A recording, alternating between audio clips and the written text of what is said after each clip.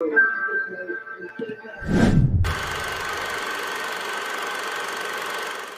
that squad sound. This is Rittenhouse.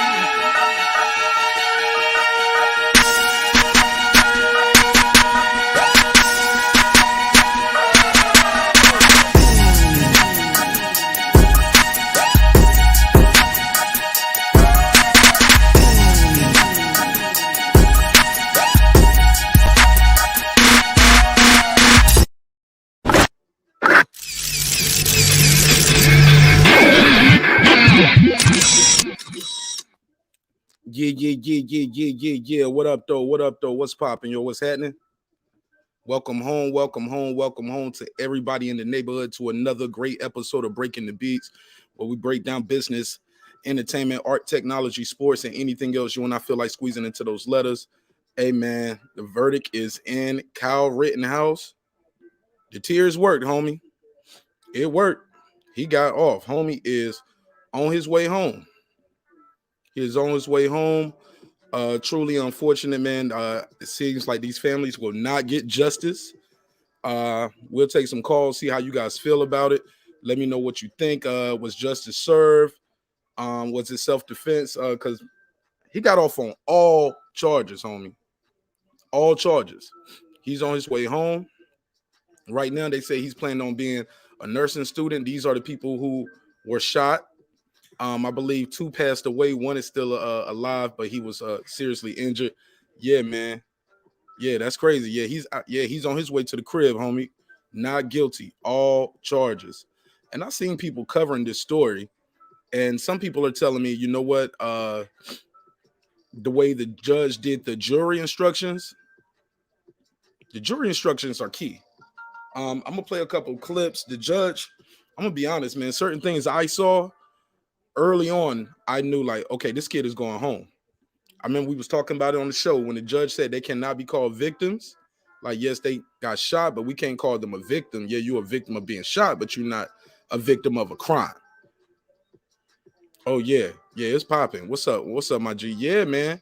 I'm telling you, when he took that stand and he got choked up and then the judge gave him some water, then, they took a break. Like, he just been seeming, it's just seemed fake the whole time. I'm telling you, man, that's just my opinion.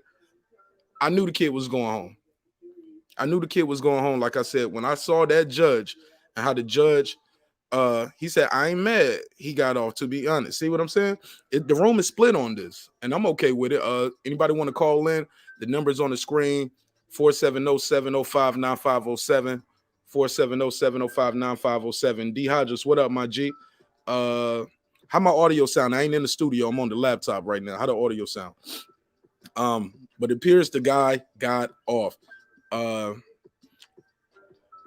I'm gonna play this clip. Look, whenever this is my opinion. Whenever they are doing jury deliberations right before the weekend, oh man, they get that shit over with. Respectfully, they get it over with, and these folks go home. And so is this young man. This young man is on his way to the crib.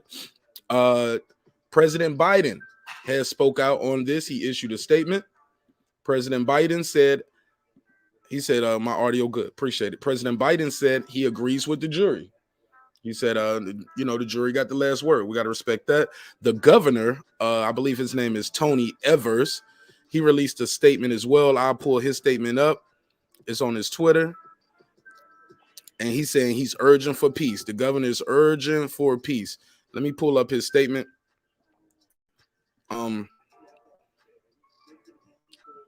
This is what he's saying. This is the governor. I'll put his picture up too. He says, this is Governor Tony Evers. He said today, he said no verdict will be able to bring back the lives of Anthony Hoover or Joseph Rosenbaum or Hill gave Grokuski. I'm messing up this brother's name or injured gave or bring back his injury, right? Heal his injuries. He said, there's no verdict that can heal the wounds or trauma experienced by Jacob Blake and his family. No ruling today changes our reality in Wisconsin, that we have to work towards equity, accountability, and justice that communities across our state are demanding and deserve. Kenoshans are strong, resilient, and have spent their last year working every day towards healing. This case and the resulting national spotlight on Kenosha communities and our state have undoubtedly reopened wounds that have not yet fully healed. I echo the calls of local Kenosha community leaders and join them in asking everyone who might choose to assemble and exercise their First Amendment rights in any community to please only do so safely and peacefully. Man, if you're gonna protest, you know what you got to do now. Bring that strap. Oh man, I want you to pull up, Perfect, because Perfect, you've been following this story. Pull up because you got a lot of information. You've been following this story for a minute. Pull up, homie. I've dropped the link right there. Because you've been following this. He said the jury made the right call. Pull up because there's a lot of things about this case that I am not aware of, but I knew he was going home. Just watching little clips on your show. Once I heard the judge say they can't be called victims. Yeah, I knew something. I knew that wasn't gonna last on me. But Perfect, if you can pull up just for a second, give us some information, that'd be cool. I promise I won't hold you too long if you don't want to stay. But definitely want you to break that down. Homie said the jury made the right call. A lot of times, too, and they gave them options to give them a lesser charge. However, they acquitted them on all accounts. D Hodges, what up? Transcendent Sport. He said, "What really? Just now? Yeah, about an hour ago." They said he on his way home laughing and shit. Yo, he a free man. He a free man. Even when that clip when he finds out he's not guilty, the way he's shaking them, that shit just look fraud to me, man. I don't know. He was about to faint. Let me show y'all, man. Let me see. Let me turn the audio off on that. I'm gonna show y'all this. It's my guy right here, Perfect Timing Podcast in the building. What up, my G? What's popping, Perfect? Your mic muted, my brother. Good morning. Good morning. Thank you for having me up, bro. Man, good morning. Good afternoon over here on the East Coast. What's popping, man? The jury made the right call, you said. Tell us more about this case that people don't know. This, first of all, people or some people thought he shot some black people. Let's be clear. These are the victims right here. The two on the left, Mr. Anthony and Mr. Joseph, are deceased. The other brother, Gage, he was wounded. Talk to us about this case. Why did this guy get off? A couple reasons. There's a couple bombshells that came out in the recent days, but what I've said is the reason I showed the case is the contrast. And to begin with, I say the case was one similar to Trayvon and Zimmerman when he was given privilege to self-defense. So if we go back to stand your ground, a lot of us, that was a punch in the chest to us because we understood when Zimmerman, that was the fight. That was the fight with this case. That's why I started watching the case, because I believe the case was won when the judge said you can't call these people victims, and he gave Kyle the privilege to self-defense, and then it resulted in the jury instructions. The same thing went down with Zimmerman when they gave Zimmerman stand your ground, which is privilege to self-defense. Basically, the case was over and the burden was on the state, and then what happened with Zimmerman similarly happened here. The convoluted, complex jury instructions. There was a black person on the jury for Zimmerman. That black woman said she didn't want to convict, but the jury instructions made it so that she couldn't convict. Here in this case, she couldn't convict him. She couldn't convict. Here in this case, the judge even got confused when he was reading the jury instructions. And basically, to give the long and short of it, what the judge said is, if you find that this young man was defending himself in any one of these shootings, then you can't convict him on first degree. And then, so all you were left with at that time was second degree reckless. And second degree reckless was described as this: you believe Kyle had a right to be there, you believe Kyle had a right to defend himself, but you believe he used too much force when defending himself. The problem with that is the defense reminded us, what brothers also all know, that if I'm defending myself, then I have a right. If you're giving me privilege to defend myself, then I could defend myself up into what? Which is unfortunate. I could defend myself. Up until the threat. Up until there's no more threat, I guess. Correct. Which is unfortunate, but the defense reminded the jury that is correct. But if you give him the privy of defense, he can defend himself up until you're expired. It's unfortunate that you expired, but that is in the realm of defense. That's what stand your ground says. In the realm of self-defense, if you privy me to self-defense, then that means that you can expire. Now, to further expound on some things that Black man had issues with, that even the New York mayor tweeted after the case was incorrect. People are saying that his mom drove him across state lines. Yeah, let's break that down. With an illegal weapon. That did not occur, and I don't want us to repeat that. His mom. How mom. did he get across state lines, and why was he there? For the people who don't know, his mother was working a 16-hour shift, like my mom and your mom. She's a hardworking mom, a single mom. So there was a divorced family here. We could talk about that later. But his mother was working a double shift. Kyle got himself to Kenosha. Kyle's father lived in Kenosha. Kyle actually worked in Kenosha. Kyle's grandparents lived in Kenosha, auntie and uncle and best friend. The gun was his gun, purchased, and the gun was actually in the safe of his best friend in Kenosha, which is why the gun got thrown out. So for everybody saying, and the gun now the gun couldn't have been in the safe at his friend's house if he walking around shooting people with it.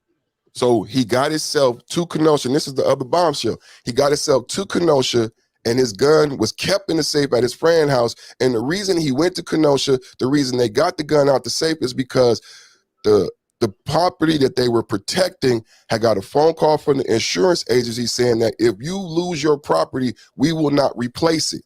So they hired security to protect the property. Kyle, slow down. Now, who hires a 17-year-old to do armed security? I don't know if they knew for sure that they were hiring the age of the individual, but they hired a group of individuals to protect that property. And that's why if you listen to the video, the prosecution conceded to the fact that he was there to protect that property, yes, but he made a mistake when he left the property. That's when he became a vigilante. The jury disagreed. But if you listen closely to the video, the prosecution agreed he was there to protect that property. Those individuals asked those men to be there to protect that property because insurance companies told them that if you lose your property in this protest, we will not replace it. In my opinion, at that point, Kyle was basically deputized. Right, and that's why I keep going back to the checks and balances. Who hires a 17-year-old to do armed security? And this business, it was like a car lot or something, right? Correct. Okay. Correct. Now who hires a 17-year-old to do this, or the group? You didn't do any checks and balances to see who's in the group, and did they approve armed security? Like, how does that even work? Well, that night the police had thanked them. The police thanked them, and that was in the case. The police thanked these group of men and asked them and actually deployed these men in different areas. And upon further research, what you find is there was basically a war zone, and that was from testimony from the police officer. If you disagree with me, the police officer who testified said it was a war zone in Kenosha. 40 businesses were destroyed. So if you go, Mark, there's some beautiful pictures I was going to put up later, and I'm going to do a show about the melee that ensued that night. But they have McDonald's blown up, a mattress store on fire. This car lot actually burned down. It looked like a bomb blew off. If you look at the picture of the car lot today, this people lost everything. So people are not actually describing what took place that night. And these gentlemen were trying to blow up a gas station when they were at the people that he shot. Correct. But he's not deputized to protect that gas station, though, right? Correct. And that's where the prosecution wanted to argue. And do we know for a fact they were going to do that? Like, was that proven without a reasonable doubt? No, that's my summation of the facts. But what we saw was a dumpster, and then we have 40 other businesses similarly blown up in the same fashion. So, if you and in the same context, what I've said is that you have Chaz. So you have an American city already lost. And then you have the Midwest. So some of us might say, why would they hire a kid? But they don't look at a 17-year-old as a kid. Like, he legally owned and operated that rifle. It wasn't an AR-15. It was actually an MP.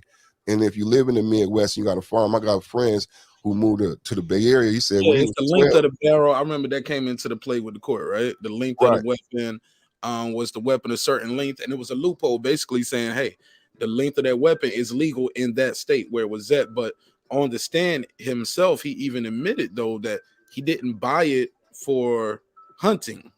Correct. But the judge still threw it. I saw the judge doing some things that I thought were a little too far. Did you agree with everything that the judge did in this case? I did. What I said about the case while I showed it is while you do that, I'm gonna show you where the judge. I think he inserted himself a little too much in this case, and I'm gonna play that clip. But go ahead. I would say that Kyle did not receive too much justice. Kyle received the level of justice that every black boy should receive and every black male should receive. The judge did his job, and some people would say, some of the white men lawyers that I've watched have said the judge failed because the prosecution violated his Fifth Amendment right and the case should have been stopped and thrown out, but the judge let it keep going and the defense did not ask for a dismissal. But if you recall, the prosecution illegally brought in evidence that the judge said was not admissible and the judge stopped the case. The problem was that the jury actually saw what the prosecution did. But that's when the judge reprimanded him and said, I said not to bring it in. And the prosecution was like, oh, I'm sorry. Right then the case was over. So when people were saying the judge was too lax, the judge actually was not. The judge the whole time job, and this is what doesn't happen for black men, is to keep the prosecution in the guide rails of the Constitution and to provide a narrow pathway to conviction because you are actually innocent until proven guilty. And the burden of proof is on the state. So the judge did that. So people might think the judge did too much. I got something for you, though, and I'm gonna take you to task on it. Yeah. On that. I'm gonna take you to task on that because I'm gonna play this clip. And the judge started testifying in the middle of the court. He started even before I continue on that, I'm gonna play this clip, and I'm gonna let True TV react. Now, this is the judge. Now, the defense is saying something about the defense's objection is about the Apple. I'm gonna pull this up. This story right here. Whether you agree with them or not, these are the facts. This is the clip that I have. This is from the Young Turks, where they actually have the audio already clipped up. So that's what I'm gonna use. So they have a clip right here, and they're talking about the iPhone, and he said none of this is useful evidence in support of the defense's objection about the iPad pinch zoom, because they're basically saying if you pinch zoom on somebody's iPhone, it's a low. How you say? He said the Apple, not algorithm, it's logarithms on the iPad. So when you pinch in and you do like that, it says the Apple's technology put something there that's not there. It assumes what's there and it adds the rest of the image to it. You feel what I'm saying? Everybody still with me? So the defense is like saying no. The defense's objection is about the Apple logarithm adding data to an image such so it can be viewed in 3 dimensions or recreate what is not there.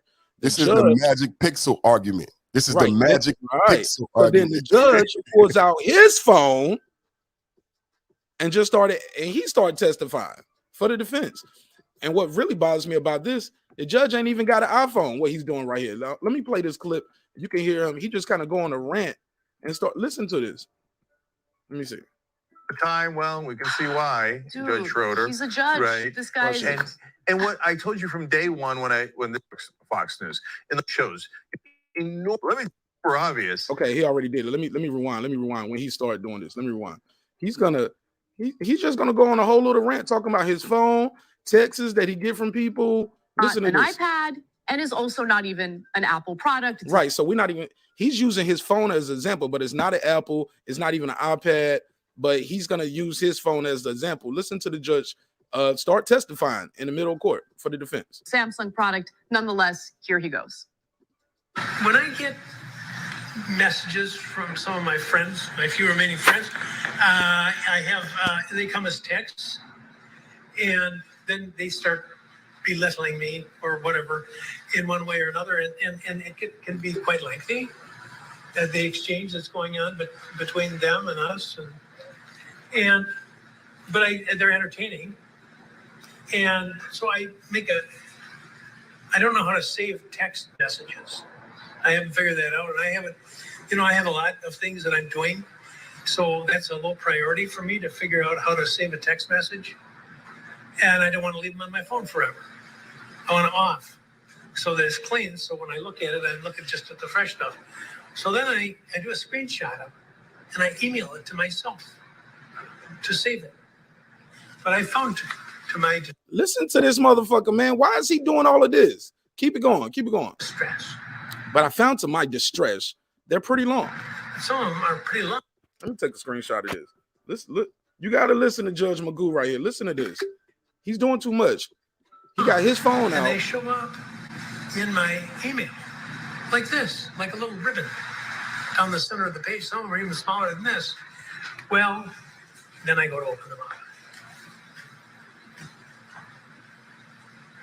And it's just a blur. You were talking the other day, one of you two, about it's just like a cell phone where you can expand a picture and make it bigger. Well, it's not making it any bigger. It's making it bigger, but it's nothing but a blur. Bro, what are you doing? Right, right, bro. What are you doing? Like he went on a long ass rant right there, holding up his Galaxy phone in comparison to an Apple iPad. Did y'all hear that shit? Am I tripping? Perfect timing podcast. You can't tell me you think that's appropriate. He's sitting there talking about his friends, sending him text messages, the little friends I got. It's kind of entertaining. And then I don't like text messages. I haven't figured out how to save them. So I just want my text messages when I want them clear. So when I get the next text message, bro, somebody on trial for their life. Make that part make sense. And I'm gonna let my guy Truth TV jump in. Make that make sense, homie. So I've actually said that I believe the judge was a better defense attorney than the actual defense. I think he performed better for the defense than the actual defense did, but I believe that he still stayed in his capacity in that. So I'll concede some of your argument on that. But to this point of the Magic Pixel, this actually turned out to be actually more appropriate than we actually know, because this ended up being an actual dismissal. And it's kudos to you and I and all the other content creators, because what individuals have said is the case has been judged on the video. The video came from content creators like you and I, and the dismissal in this conversation led to a dismissal that if it wasn't an acquittal, it was going to be a dismissal, because the prosecution gave us a small video file of the video file he suggested, which is why the blurriness came up. The actual video was 11 megabytes, but the video given to the defense was 2 megabytes. And a YouTuber actually analyzed it with better equipment and was able to see that they were 2 different videos, gave that information to the defense, and the defense submitted a dismissal. So this ended up causing what would have ruined the prosecution's case anyway, because it was a blurry image, but it was a blurry image on purpose by the prosecution, when the prosecution actually had a better image and purposely withheld that image. So I do concede some of your argument, but it actually led to a very detrimental thing for the prosecution. Made them look stupid. Let me say this too before I let Truth and TV jump in. At the end of the day, man, what I believe happens here is that it's confusing about what's self-defense and what's not self-defense. Like once you have a weapon and I have a skateboard and I just seen you shoot and kill 2 people, do I have the right to defend myself against you, or it's an active shooter? Can you disarm that person? Because I ain't gonna lie, low key, man, and I ain't trying to say nothing bad about anybody, but the people who look like this, though, they usually are the ones trying to make citizens arrest. I don't really see a lot of black folks out there trying to make a citizen arrest. So when you come at that guy with a skateboard and he got a weapon, now your skateboard is a weapon, right? So he can shoot you. Especially if you're coming up behind him, because you can't say you were in fear of your life if he's walking away. There's so many things going on, but I think more people on both sides are going to start bringing weapons to protest now.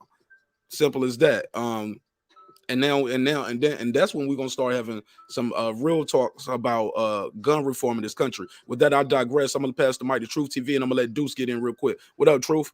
What's up? What's up, Mark? What's popping, my G? You got the floor. Yeah. Verdict. I just want to say, man, I feel that this verdict was a bad verdict, man, because I know people personally that went through similar cases self-defense cases that's supposed to be self-defense, but it's not self-defense if you introduce a murder weapon into it. So basically, you could have a skateboard. You wouldn't be harmed. You can't. The chance of you dying from getting hit by a skateboard are pretty slim. Can't say that. So this is why I don't feel like they should have charged them with murder, but manslaughter I feel like that's a better charge. Well, they gave him different charges to choose from, and the jury still didn't. They acquit him on all counts. Go ahead, Deuce. Deuce is in the chat. He's saying this self-defense, by the way. Too. Go ahead, Deuce. You think you agree with the verdict, correct? Yeah, I agree with the verdict. If anybody ever seen any of the video, you could see that he was protecting himself. You know what I mean? Like you don't have the right. You don't have the right to let somebody kill you. Motherfuckers was drawing guns on him, trying to bash his head, the skateboards. Even the first pedophile he killed tried to take his gun from him. You know what I mean? Like, if you seen the video, this case never went to trial, in my opinion. Speak on it. Yeah, you can see the video. Like he was out there trying to do security for the people calling for security. You know, he was walking around trying to give people medical aid and stuff like that. And then these white boys, you know what I mean, like screaming Black Lives Matter like they were all last year, creating trouble and shit. And you know what I mean, like they attacked him. If anybody's seen the video, you've seen they attacked him. And it's really a testament to him that he didn't start shooting everybody. He was out there precision with it. He was only shooting people who attacked him. He didn't open fire on the crowd or none of that shit. This case should never even went to trial. And those DAs should be charged. Wow. Okay. I think they got some kind of immunity for the most part. But they are charging that DA in the Ahmaud Arbery shooting. We're gonna cover that too. But with that said, let me pass the mic to my guy She. We here. She, what up, homie? What's your take on this? Is this justice or did he get away with murder? What's your take? For one, he got away with murder. Me and Perfect, he got away with murder. Me and Perfect, we had this discussion. For one, the guy, if he would have never been there, the situation would have never took place. At all these different protests and different events, you haven't seen nobody got killed like this.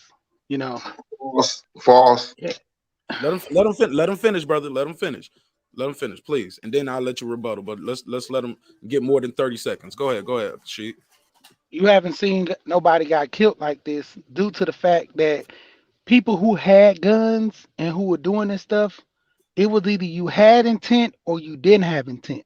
You know, this guy, in my opinion, he was too young to be carrying a gun because he didn't have the proper training. You know, the whole thing of him not pointing the gun at people or pointing the gun at people, we can go about that all day. But I mean, seeing the incidents that took place, whether the guy grabbed the gun or not, you know, he pretty much, we could say he was trying to defend himself. If we go from there, if the guy grabbing the gun and the whole thing of him being broke up from his group that he was with, that was kind of disturbing anyway, because you a 17-year-old with a gun, you should be accompanied by who? Adults or somebody who has supervision that has gun. Because like my thing is, why is nobody getting charged with giving a 17-year-old a gun? And we can go through the laws all day talking about how in that state that he can carry a gun at 17 for hunting reasons only. He wasn't hunting animals, so there was no reason for him to carry a gun. He was hunting humans, if we're going to make that statement, because otherwise, if he's not going out into the woods to shoot, there was no reason for him to have a gun. He should have had hunting license, and then we could have rolled with that if he had hunting license. But the point of him walking around with a gun, a 17-year-old, at a protest, you're asking for problems. This guy had extensive background of behavior issues, and it just ranted on into that. But go ahead. Yeah. I just want to give that brother a chance to rebuttal. Go ahead. Perfect. I think somebody wanted to give you a rebuttal, She. That was me. Okay, go ahead. I don't want him to forget. Go ahead, Deuce.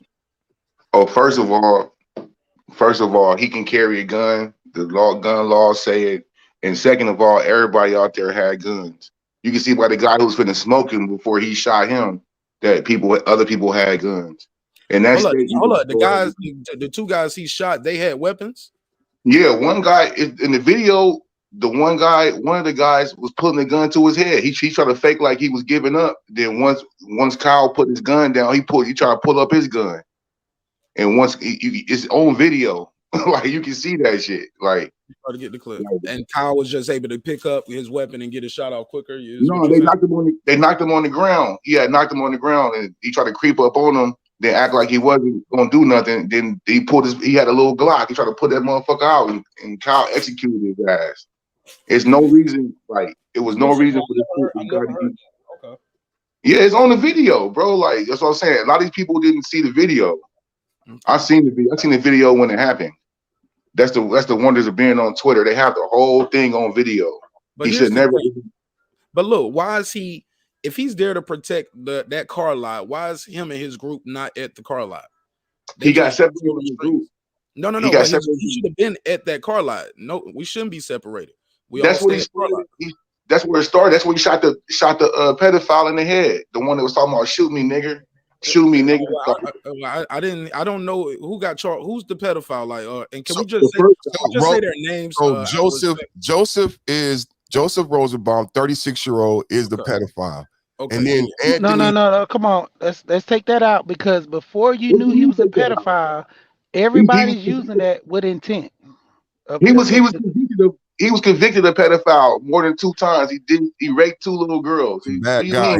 But can I just say this? You're using the issue as him being the reason why he deserves to die, and that's all I'm saying. I'm not saying that. I'm saying that I'm categorizing him. I'm trying to categorize him as a pedophile. I didn't say that he deserved to die. That's I don't know his names. I just called him a pedophile. Oh, okay. Well, that's Joseph. He in the middle. But you call him what you want to call him. Shoot. And then the other guy, Anthony, 26, he had one of the guys that just got out of a mental hospital, and he had tried to kill somebody and tried to kill himself. That's Gage. That's the one who survived at the end. All those guys is bad actors. And then one of the people had a gun. So, and what happened is, if you show that picture again, Mark, with the 2 guys walking in that crazy scene behind, what's not being honest is, I've said, Kyle, look at what's going on back there. This 17-year-old boy has been used as a scapegoat, but we don't know what really happened that night. The reason they left that lot is because they have been deputized and they are policing the area so we don't end up with another Chaz. The city was lost. If you look at what was going on, police and fire were already immobilized because when you got things burning down, the police got to protect the fire department so the fire department could put these fires out so the whole city don't burn down, which is why everybody could walk around and why they could attack them. If you look at the scene, it looked like Grand Theft Auto. Everybody would think, why is nobody out there doing anything? The police and fire were busy putting out the fires. 40 businesses burned down that night. This was in a time where we already lost an American city. This city was on the precipice of being lost. Those guys ended up being deputized at that point in time. And the police and the National Guard asked them, hey, we need y'all to go around, hand out water and Band-Aids. That's why I do say they never should have been taken to trial. He was acting in the capacity of a police officer, which is why he was given the privilege that he was given in the case. Slow down. Now, did any police officers take the stand and say, yeah, we deputized him? No, they didn't, but they did take the stand and said it was a war zone. And the police officer who testified looked as scared even on the stand. If you look at the scene, I'm just saying this is what took place. Without those people, without those, whatever you want to call them, you would have lost that city. If you show that picture, it's obvious what they are doing. They are policing the area. They are keeping people in check. But you keep saying they were deputized. In my opinion, I apologize. In my opinion, I feel like because he was hired, and I want to say, correct my brother he was only there because he was hired to be there. And then they elevated their roles because things got so out of control. They didn't elevate their roles themselves. The individuals with higher permission there elevated their roles, which is why they were empowered to do what they did, which is why when we saw... keep saying that we didn't have nobody take the stand. He didn't take the stand and say, hey, and Officer James told me, hey, we need your help to help deputize this. You get what I'm saying? Exactly. That And is, so, you gotta say, in my opinion, that's what I believe. In my opinion, but I want to stick to the facts though of this case, because we can't keep saying that like that he's justified, because it was a war zone and he was deputized by who? He deputized himself. Yeah, No, that is part of the Constitution too, though. If we want to go there, we don't. It wasn't part of his defense, though. But I know that. But I'm just saying, we in the Midwest, and that's what the jury is keeping in mind with all this. The gun is legal, and he is white, and they did keep the city from being lost. And you can deputize yourself. You can do citizens arrest. This is America. The whole reason. No. Hold on. Slow down. A citizen's arrest if they are in the act of committing a crime. These guys were not in the act of commit or proven to be criminals or in the act Yes, of they were. Yes, they were, bro. They were burning down cars and building businesses. No, those 3 people they shot, nobody they couldn't prove that in court. And that's what, but they couldn't even bring it up. That's why the judge said we can't call them victims, but also we can't put the victims on trial. So what you just said, like, it's no proof of that. It's no footage of them, right? Burning down the building. Bro, there is footage of them. Well, so why wasn't it permitted in court then? Actually, Rosenbaum is on video at the gas station with somebody took the fire extinguisher or put a fire out that Rosenbaum was trying to start a fire. So we all seen that video. So they just started attacking him for no reason. That's a minute clip. It's something that happened before that. I want to respond to Truth TV and say everything Truth TV said is exactly why I showed, because everything you said is true, brother. I have friends like that too. I don't believe Kyle got too much justice. I wanted to show the case because I believe we haven't got due justice most times. And now we have an example to show this is what self-defense looks like. Zimmerman and Kyle, we should be privy to the same amount of justice. I don't want to say this young man got too much justice. I'm saying that our brothers haven't received the same amount of justice in court. So you think Zimmerman case is like, because he pursued that man. You can't. That's my problem with this self-defense thing. You can't pursue me, and then once I fight back, you say you fear your life and you kill me. No, me and you might agree on that. I'm saying in the court of law, if a black man was given stand your ground or self-defense, with Truth is saying that we don't end up always coming out exonerated, even when we get privy to self-defense. So I'm Zimmerman may be wrong, but once you gave him stand your ground, then he was justified. The way the verdict came out was justified because you gave him stand your ground. I'm saying if anything we do amounts to stand your ground, then give me the same justice that you gave Zimmerman and Kyle. But I'm not saying that. You know what I mean? Ain't stand your ground only on your property? Don't you got to be on your property to? No. Oh, all right. But when it comes to us, you're right. But when it comes to us, it get convoluted. You right, Truth. When it comes to us, it gotta be us. I just mean anybody. If I'm walking away, you are following me and pursuing me, and now I'm running. Now you're chasing me. Okay. I stop running and I turn around and start whooping your ass. You shoot me. I fear for my life. He was on top of me, beat me up. My G, you can't. That's my biggest thing. You can't start the conflict and then claim self-defense. That's the same incident like in Florida where the guy was yelling at a woman for parking in a handicap spot. Oh, yeah, her boyfriend came out, pushed him. He pulled his gun and shot him. How was that self-defense? All he did was came out, pushed the guy. Oh, I'm fearful for my life because he pushed me. There was no immediate danger. It was just he put his hands on him. And look, and at first they let that guy go home too. And then public outcry, they had to bring him back in. And when you see that tape, what he messed up in that tape was, first of all, you talking to the cops without a lawyer first. All right. Second, he said he was gonna beat me up or he was gonna hurt me, or he never said I thought I was gonna die. I thought he was going to kill me. See what I'm saying? Kyle was very clear in saying, I thought he was going to kill me. So I think that's where things get a little different. You can't say, I think I'm going to get beat up or he was going to hurt me real bad. You got to say you feel for your life. It's a sticky situation. And even on that tape, you can hear him saying, well, yeah, he was coming towards him, but the tape clearly shows he took a step back. The guy was almost halfway turned around. You can see other people moving. The guy pulled the weapon out, stopped, aimed. Yeah, that was crazy right there. He ended up getting time, though. He didn't beat that case. Fight Doctor joins the show. Fight Doctor, how you feel, my G? So here's the question, right? Now, there's a lot of talk about self-defense, and perhaps it's true he acted in self-defense. But here's the problem. He was not the owner of that firearm. That was not his firearm, right?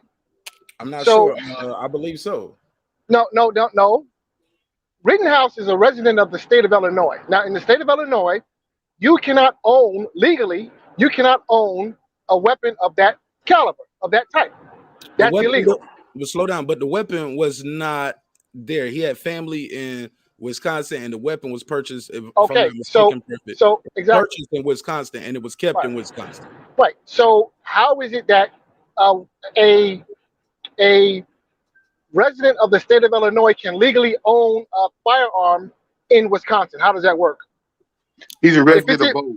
He's a resident of both. Ain't you from Illinois? You should know how close Kenosha is to Illinois. You cannot legally be a resident of Illinois and Wisconsin. You can't. You have to be a resident of one or the other. You can't legally be a resident of both. His dad lived out there. He worked out there. And it's only 20 minutes away from where he worked at, bro. What are we talking? I understand that, but the question is, where does he reside? He does not reside. He legally does not reside in Wisconsin. Legally, he resides in the state of Illinois, where it is illegal to own that type of firearm. Period. End of story. Period. Man, this is a bunch of bullshit, man. Come on. I mean, logically, like this, what the guy's saying is true. Logically, we can go. His dad stayed here. His mom had custody of him. He stayed with his mother. He said he traveled over state line. I'm just let me clear it. Let me clear it up. Pay child support because I'm a weekend dad. If I pay child support, then I'm gonna give my son residency with me. He got a job here. Legally, that's not true. Legally, come on now. Logically, you can say that, but legally, it's not true. Yeah, your driver license. You can't have a North Carolina driver license and a Georgia driver license, bro. And Atlanta. Exactly. It's a child. It's a child. A dog can have dual residency because his parents are divorced. No, they cannot. Legally, if I file taxes, I cannot file taxes in Wisconsin and I stay in Chicago. I have to file taxes in Chicago. Come on now. Even if the kid, let's go with the kid doesn't file taxes. If we going with the whole job thing, the point of it is, yeah. So listen. Here's how you answer. Here's how you answer that question. He was 17 years old. He was probably still a high school student at the time. What high school did he go to? Exactly. Did he go to high school in Illinois or in Wisconsin? That answers the question right there. Where he's legally a resident. Exactly. Where you go to school? None of it means anything, bro. They tried to kill him, and he killed him first. No, it does mean something. What it means is that as a resident of the state of Illinois, he cannot legally own that type of weapon. Period. In fact, actually, it was a loophole. It was a loophole. It was a legal gray area. There was a legal gray area, and it may not be what we like, but there was a legal gray area, and he fell into that loophole. That is a fact. What legal gray area? Slow down. In the state of Illinois, your audience. Listen. Everybody's arguing and they talking over each other, and we speaking with emotion. Here's the facts. I got it pulled up. He did not get charged with a weapon in Illinois because, and I'm gonna read this. This is a quote. This is from Lake County. They said because they cannot. There is no evidence that the gun was ever physically possessed by Kyle Rittenhouse in Illinois. That's the state attorney. That's it. It's 15 miles away. That's why he wasn't charged. So we can leave Illinois out of it because that weapon, here we go. I'm going to read this part. It revealed the gun was used in the Kenosha. It was purchased and stored and used in Wisconsin. Exactly. So that's why he won't charge with it. And even though he's from Illinois, but he never brought that weapon, allegedly. He never brought it to the Illinois. He never used it in Illinois. It wasn't purchased in Illinois. So that's why he was not charged for no weapon charges in Illinois. Right, and exactly. Everything he did in Wisconsin was legal. Fair and enough. and that's exactly what the issue is. He could not legally own that firearm as a resident of the state of Illinois. So it was not his gun. Period. It wasn't his gun. Listen, my So brother, what does that fight mean, doctor, though? fight What doctor, does that slow mean? down, slow down. What I just said though, what he did was legal. That he didn't buy it in Illinois, he didn't bring it in Illinois, he didn't use it in Illinois, he never possessed it in Illinois. It was bought, purchased, and in another state right there, Wisconsin, that was perfectly legal. But He didn't break the law. so here's the question: how can a resident of the state of Illinois legally purchase a firearm in the state of Wisconsin? How does that work? Oh, I mean, then that's another thing. Now we got to work on state gun laws, but every state has their own gun law. Whether we don't like it, but it's not illegal. That's all I'm saying. Kyle did not carry the gun. Here we go. He did not carry the gun across state lines. But the my gun question belonged to his friend. You asked the question. I'm reading you the facts, not no opinion. The gun belonged to his friend, a Wisconsin resident. The gun never left the state of Wisconsin. That's what his attorney saying, and that's the statement right there. But my thing is, why do we care about that shit? That doesn't mean anything. Everybody out there had guns. Everybody out there had weapons. It doesn't fucking have a gun though. This is the reason why. Go ahead. We're saying the same thing. Here's why we care. So apparently, in the state of Wisconsin, non-residents of the state of Wisconsin can cross state lines and shoot people and get off. That's what this means. Bro, so that doesn't mean shit, man. He lived 20 minutes away. He was in Wisconsin more than he was in Illinois. Like, what the fuck are we talking about, man? Like, he was hired to be there. He was hired to be there. What are you talking about? They tried to kill him. He killed them first. Point blank period, man. That's all we got to talk about. Okay, but you still have not answered the question of, was it legal? That shit, it was legal. That's why he's going home. Could I answer the question real quick? What the fight doctor is trying to say is he's illegally possessing a firearm that's not his. Exactly. That's what he's trying to say. It doesn't matter. So what? What does that mean? That doesn't mean. What do you mean? So what? Listen, he's supposed to be charged for possessing a firearm that's not his. Okay, no. Listen, here we go. Slow down. Interject, please. Yeah, before you interject, what you guys are speaking of, though, True TV and Fight Doctor, respectfully, you guys are talking about your feelings, what you believe is right. You don't like it, right? But the law says now, if it was a pistol, that would be different. It was because the bearer of the weapon is considered a hunting thing. You can do that. He didn't break the law, and there's a weapon there. It's a loophole, brother. It's a loophole. It's he a did loophole. Not break the law. He don't have to have his own weapon. He can have his rifle. It's a rifle. It's a loophole. It's an MP. It was not an AR-15. It was an MP. It was an MP. I got a question back to what I said earlier. So if he had a hunting rifle, which was legal in Wisconsin, what was he hunting in order to have that gun? That's all I'm asking. There you go. And that's the question. Here we go. Let me give you the bill for that. He was protected. He was protecting himself and everything else. Like, that's bullshit. You niggas just trying to find a reason to stretch a white nigga out. Like, fuck that. Yeah, come on. See, you can't answer the question. Dudes, what you say? We trying to. I said, they're trying to find a reason to stretch a white nigga, man. Like, shit, he was self-defending himself. Oh, fucking well, man. Like, okay.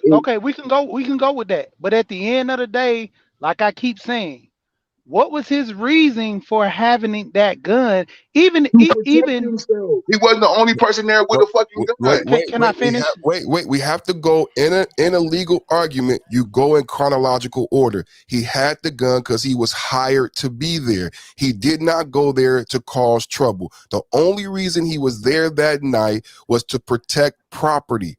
Everything after that, you have to keep it in chronological order. You cannot say he just went there to be mean and kill people. He was hired to be there. He was in a certain capacity. But like I was explaining. Yeah, okay. That's all nonsense. And here's the reason why. First, now I'm not familiar with the Wisconsin gun laws, but I'm sure that Wisconsin is not an open carry state, right? I'm sure of that. So if you're open carrying a pistol, a firearm, a rifle, MP, whatever it was, that's illegal in the state of Wisconsin. No, Well, the judge didn't think so. He dropped the damn charge. he dropped the charge. That's right, what I'm right. like I So said, look, man. I think we got a lot of emotion here. Like it's a But can lot I of say people before you say that, let me shout out this donation. Shout out to my guy Kev. Kev said he a white hero. He agrees with Deuce. He agrees with Perfect. A lot of people in the chat feel the same way. They say, hey, this guy did nothing wrong. They was trying to kill him. He killed them first. And in fact, the people he killed won't even know good guys. But let me give him the 50 cent drop. He said it's 50. Let me give him the drop. It's 50, 50, 50, 50. Appreciate you, Kev. Go ahead. I just had to do that drop. Go ahead. great All right, stream, cool. great stream. Cool. Like I said, I just asked that question about the gun. All right, now I'm just gonna get into this part because I understand you guys said it was self-defense, but my thing was when he was with the group, why wasn't he being approached like this or guys doing all this until he left the group? Yeah, I Bro, just want to ask that you question. need some more research on this shit. You need to look at the video. You need to see No, what's I'm up. asking you the question. You're defending him, so I'm asking the I'm not- question to get clarity. Go ahead. Bro, they were there 2 nights in a row. This shit happened the second night. All this gun sight shit. These dudes were sitting on top of rooftops, throwing shit at people, gas and all kind of shit. These dudes are out there protecting that shit. The police let those business owners down like they did all over fucking America. Like, this is bullshit that you niggas even care about this shit. Them niggas try to kill him. Whoa. Are you black? Yeah. So why you saying you niggas like you not a part of us? I don't care about Are this you shit. OJ? Are you OJ? I Are don't you care not about black? You OJ? This don't have nothing to do with black people. What the fuck are you talking about? But I'm Nobody asking black you, like, people get killed. hold on, brother. I'm just asking because you keep saying you niggas, like you're not black. Yeah, That's all I'm y'all asking. It y'all don't matter, niggas man. care Hey, about this shit. slow down. Let's not police his speech, my brother. Just let him talk. If you don't like it, it is All right, what cool. it is, man. Yeah, Yeah. don't police his speech. Yeah, I said y'all niggas, the people who care about this shit, you niggas said trying to make excuses for this punk ass nigga to go to jail. Fuck that shit. I'm He's just defending himself. all right, cool. Like I said, I'm asking questions on clarity. I'm just saying the point of him having a gun and do what he did, everything I'm asking is for clarity. I mean, you're defending the situation, so that's why I'm asking the question. Okay, well, he had a gun. They hired him Thank people you, to go there. He work out there. He spent more of his time there than he do in Illinois. Like, all this shit's on the table, bro. This whole trial is a farce, and I hope this nigga go ahead and sue Biden and everybody else. Let's This shit was go. bullshit. Listen, do we really know what happened before all the way to the president? Oh, because President Biden Biden. said he was a white I gotta supremacist. mute mics. I gotta mute mics. It's too much over talking. Y'all know how we do. Explain why he would sue President Biden for the people who don't know. Biden during his campaign trail, Biden said he was a white supremacist. So that's why he released that statement today, right? Damage control. Yeah. Cause he coming back at everybody, bro. Anybody who's seen the video of this case, anybody who's seen it can't say anything else but self-defense. He was used as a scapegoat. Who remembers the gentleman that it was all about? His name is Jacob Blake, and he's paralyzed. This was supposed to be about a black man. This whole 18-month protest, we got an Asian hate crime bill, but what did we get, brothers, out of all of this? Jacob Blake is his name. Everybody say, I'm not going to go into that. People say that person's name, but nobody say the black man's name.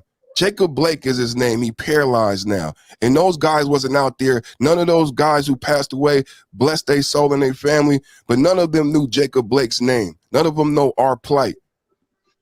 You know what I'm saying? So the one reason I want to talk about this is what truth is getting at, is that we don't get this level of justice now as black men in barbershops. And we talk about there's 2 systems of justice, and people say, stop whining, get a job.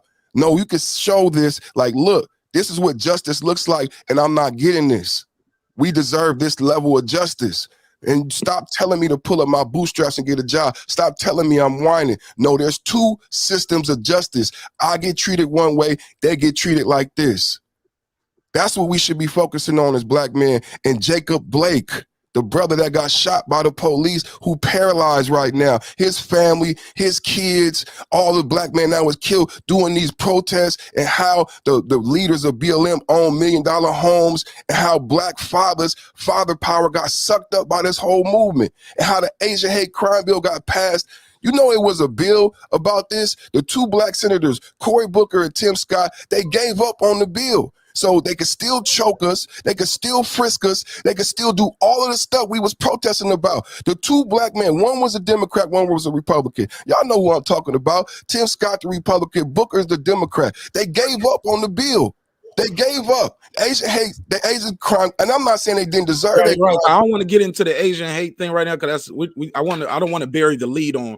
Correct. Why people I don't want to take away from that either. They may have deserved that, but we didn't get nothing after all those Black Lives Matter protests and after all those lives lost. Absolutely. Go ahead, Truth TV. I know you was trying to get in early. Go ahead. No, I was just saying, like, we just assuming things based off what we see. This is a short clip. We don't like we got to use common sense sometime. How he get that far separated from the group? There had to be something that happened before the camera started rolling for them people to pursue him like that. You know why? The cameras are always rolling, bro. The cameras are always rolling. And he got separated from the group because he was out there trying to help them punk ass niggas that got pepper sprayed and maced and shit. He was out there helping protesters. All this shit's on video. Drew Hernandez, Elijah Schaefer. Video. I didn't see that. Nothing else. But he gave out water. He gave out water. He gave out bandages. He was helping. He was requested to help because it was crazy out there. Look at that scene. Look at that picture that Mark put up. He was helping. He was helping people, bro, in self-defense, and like all these semantics of whether he should have been there or whether he should have had the gun. I pray to God that you never end up in that situation where you have to do something like that. Are you gonna let somebody kill you, or are you gonna fight back? Simple as that. They walked through saying friendly, friendly. Do you need water? Friendly, friendly. Do you need bandages? Friendly, friendly. Do you need water? Friendly, friendly. Do you need bandages? Show the video. That's what they said as they walked through. Friendly, friendly. Do you need water? I'm gonna pull it up. Rittenhouse giving out water. Go ahead. Y'all continue though. It's unfortunate that somebody lost their life, but what I see at the sheet in our debate is the background of that one individual matters, because I believe he saw the baby boy cheeks, the whites of his eyes, and he wanted to get that weapon so he could cause more damage. Unfortunately, it's people like that out there, and if you show that picture that Mark just showed, that's a scary picture. Does everybody understand that the individual who went free tonight was a 16, 17-year-old boy, and he's on the ground? Mark showed a picture, and I don't think y'all know who was that on the ground. That's what Deuce is getting at. That's why Deuce getting so passionate. Mark, please show the picture. There's a person on the ground. There's a skateboard over there, and there's somebody beating a child. We talked on this panel before about children. There's somebody beating a child. I don't know if that's a child in the back right there. I don't know. The child is Rittenhouse, who's on the ground. And there's no. Where? Rittenhouse is on the ground. Rittenhouse is the person that's on the ground. Pointing the rifle. Yeah, he pointing the rifle. Correct. He's on the ground, but you see a person with a stick. You see the person who hit him with the skateboard who been shot. You see somebody on the top of him. Junk Cook man comes. Look at what's going on around Rittenhouse. That's a boy down there. Imagine if that's your 16, 17-year-old son. People looking at that picture, the person on the ground is Rittenhouse. Whoever been jumped before? I've been jumped before. Okay, what the person you keep saying the person on the ground is real. The person on the ground in the background. Correct. The person getting with the person with the fist, with the grown man on top of him attempting to beat him. No, slow down. But he has a gun and he shot people. People are trying to disarm him because he shot somebody. That is true also, but what I'm saying is also true that the person I ain't giving you the gun. Like that's what's bothering me with the Arbery case, because that's gonna be the same thing they saying. The Travis dude took the stand. He's like, no, I couldn't let him take the gun from me. He might shoot me now. But this is a boy. This is a 16, 17-year-old boy. Or the age though. Once you got a weapon and somebody trying to take that weapon from you, you can't let them take the weapon from you, because who knows what they're gonna do now. Okay, so you wouldn't say it was self-defense, right? Okay, so we're gonna eliminate that from the argument about the age. Then let's eliminate that. I agree 1,000,000%. If somebody on top of me like this, I'm gonna pop too, homie. Matter of Okay. fact, a lot of times I ain't even gonna let you get on top of me like that. That's what I wanted to show. I wanted to show what he was facing, and so people could see, like Deuce is saying, Show this clip that's on the news right now. that's self-defense. Because he is up here helping people. Kyle Rittenhouse. Let me find this right here. Because this clip right here, it shows him out there helping people. Like y'all said, Okay. it was like this. Okay, but this is what I'm trying to see right here. Now the guy who's over him that's trying to grab him or something, he just shot the guy with the blue, right? Yeah. The guy hit him with a skateboard. That guy was trying to kill him with a skateboard. The guy that shot and the skateboard on the ground, like Mark said, you can die from being hit with the trucks. That guy was trying to hit Kyle in the back of the head from behind with the skateboard. Okay, in context. I'm trying. Okay, since y'all know more than me, I'm just asking questions. So No. I'm just saying. So what was the reason for the guy trying to hit him with a skateboard? That's all I'm asking. Because obviously he went through that far. Nobody touched him until he got in that area. So what they're trying to. They attacked him at the car lot, man. The Rosenbaum, whatever. He attacked him. He put one in his fucking head. Then once he started doing that, everybody saying gun. He started trying to run back to his group. But that's what I'm saying. And that's when they all started attacking. That's why I'm getting confused. Wait. What he's saying is there was two separate incidents, and that's what a lot of people are getting confused also. And I'm saying Kyle is a scapegoat for all the damage. That's why Biden called him a white supremacist. If we could blame Kyle, we don't have to talk about what really happened that night in Jacob Blake. There were two separate shootings. He didn't kill, these people didn't expire all at the same time. It didn't all happen at once. So after Rosenbaum attacked him, he was scared. He tried to get away, and then this ensued, and they tried to attack him again. It was two separate incidents. Okay. All right. So for one, this was aftermath of shooting the first person where he shot that guy and the guy's over him now, right? That's what I'm getting to understand, right? Correct. So the guy who he shot first, why did he shoot him? And like, what was the reason for him going after him? Because like they try to surround him. They try to surround him when he was putting out fires at that car lot. And then once they try to take his gun from him, they thought he was a punk. And he put one in the nigga head. Simple. But that's what I'm trying to ask. Like, for one, if he's putting out the fires, where was everybody else that was supposed to be helping him? Because that's what I'm saying. When he separated, he got separated from the group, and he was out there trying to help people who got maced and shit, and gas, who was possibly hurt. He got separated. He had a big ass first aid kit on his back too, with the gun. Yeah, I seen all that too. But my thing, like, I'm trying to understand. So, okay, when I see my group walking away or getting separated, shouldn't have been my thing to go with the group, give the people what need and say, hey guys, wait up or something. That's what I'm trying to get understanding. Like, why did he get separated so far that he couldn't catch back up with it? They all separated. It was only like a group of 7. So that was told that they all separated, like with that intent like that? No, wait. Have you played Grand Theft Auto? Let's be realistic. We're going with the facts of this case. That's what I'm saying. You ask a question, how did it happen? So if you ever play Grand Theft Auto, if you look at the pictures, if you ever had a gun and things are on fire, people are screaming, people are shooting, and there's craziness going on around you, it's very easy to get disoriented. That's all that happened. It wasn't malicious. This was a scene. Look at what happened that night. It's plausible that he got disoriented and he got lost from the group. Similar when you playing a first-person shooter and everything is explosions, it's yelling, people screaming, people getting attacked, sirens. That's what the night was.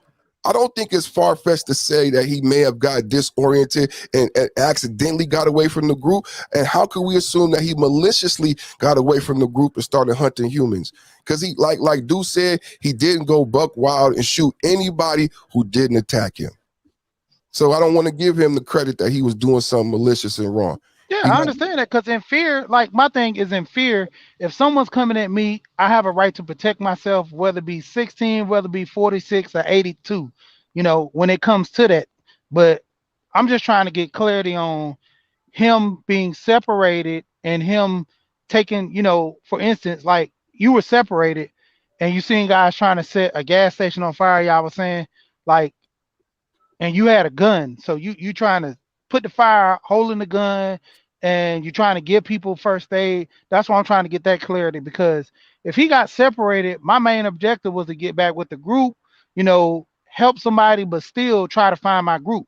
Because like you said, it was chaos around him and he got like kind of, mistaken or shake up.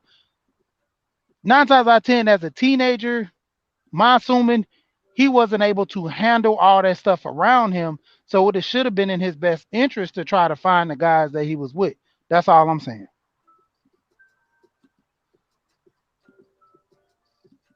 Go ahead. Pass it around. Yeah.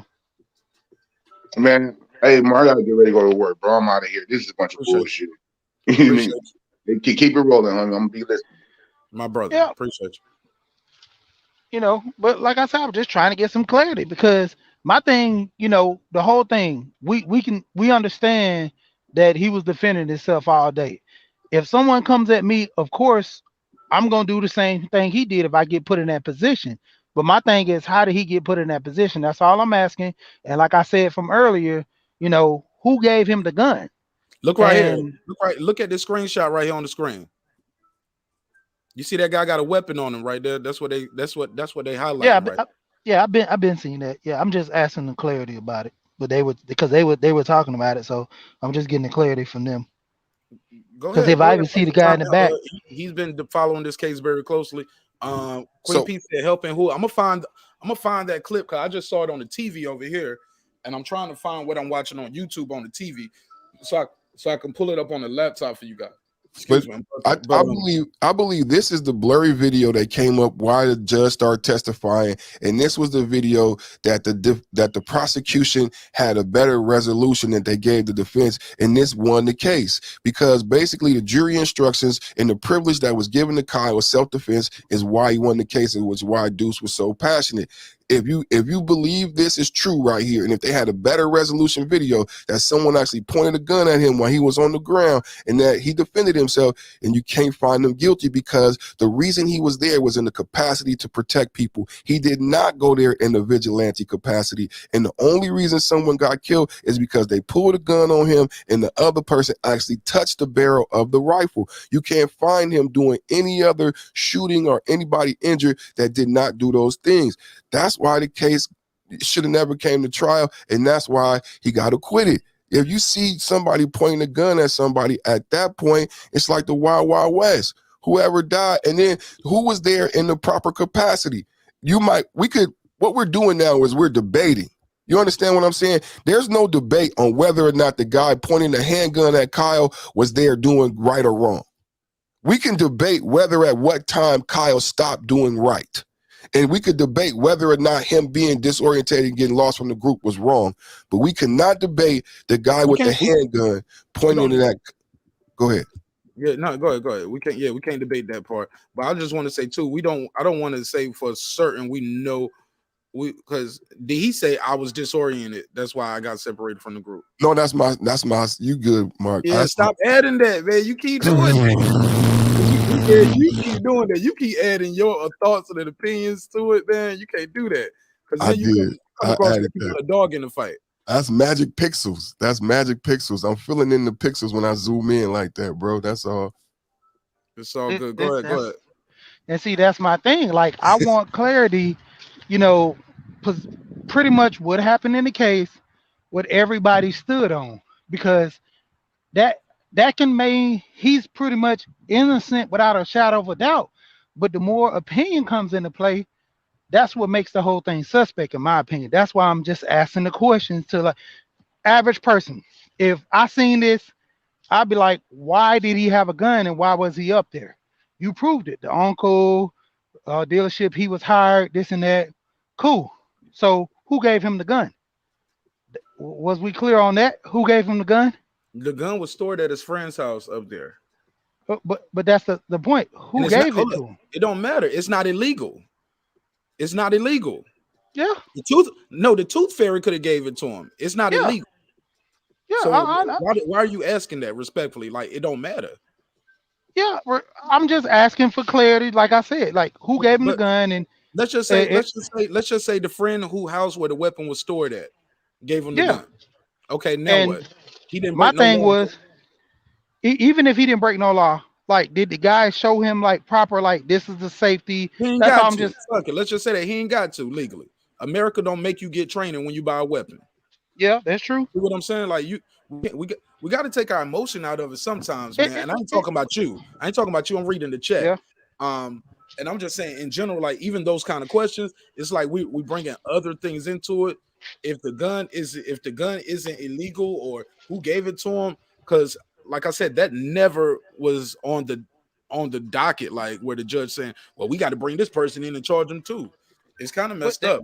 Hey, the gun. Yeah, Kevin said the gun isn't the issue legally. Move past it. Respect.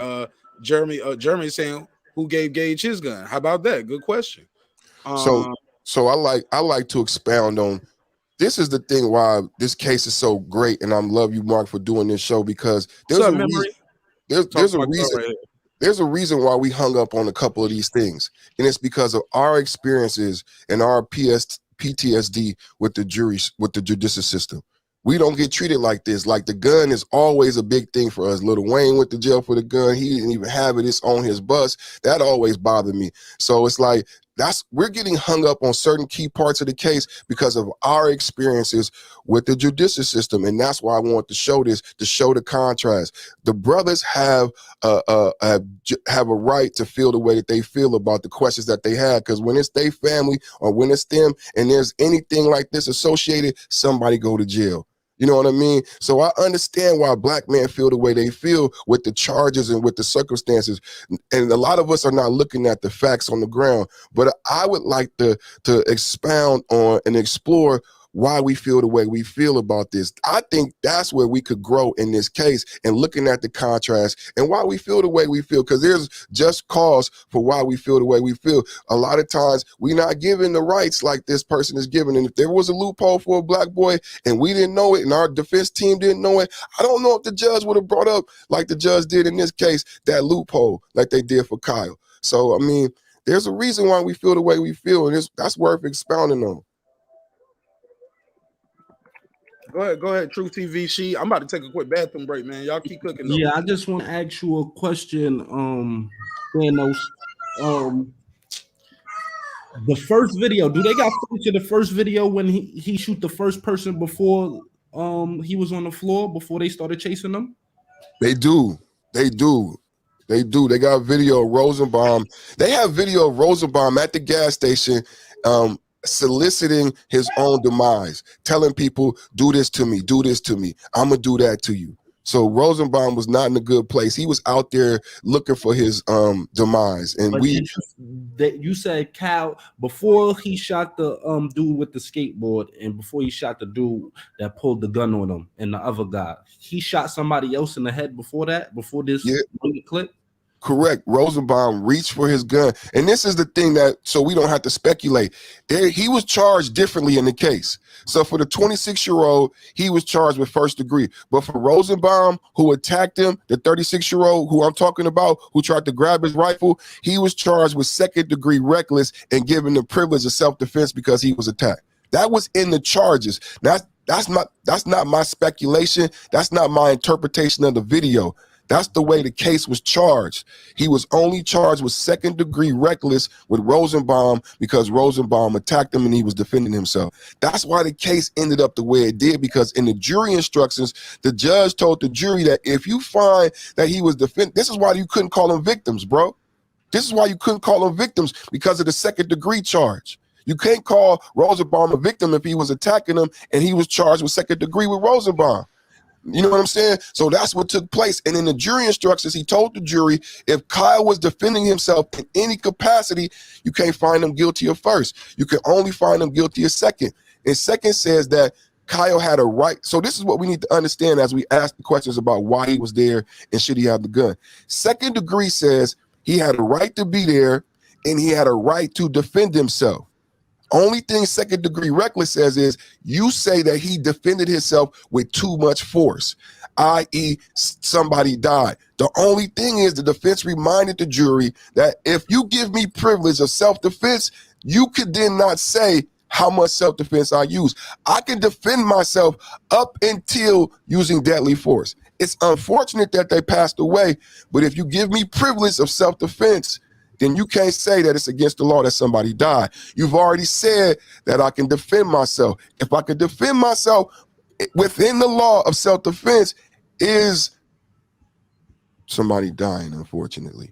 So that's what people get mixed up. That's why I compared it to the Trayvon Martin case. The jury instructions, they came back not guilty on everything because of the jury instructions and the way the case was charged. Anybody who been charged or been in prison and got family, you know this shit is won and lost in the way they charge your family, in the way they charge you, in the exculpatory evidence, and when they give you this is different than Trayvon Martin.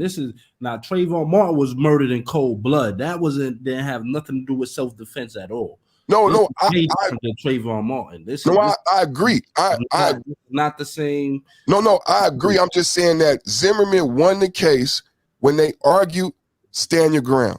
And we all remember the first argument in that trial was whether or not Zimmerman would get stand your ground.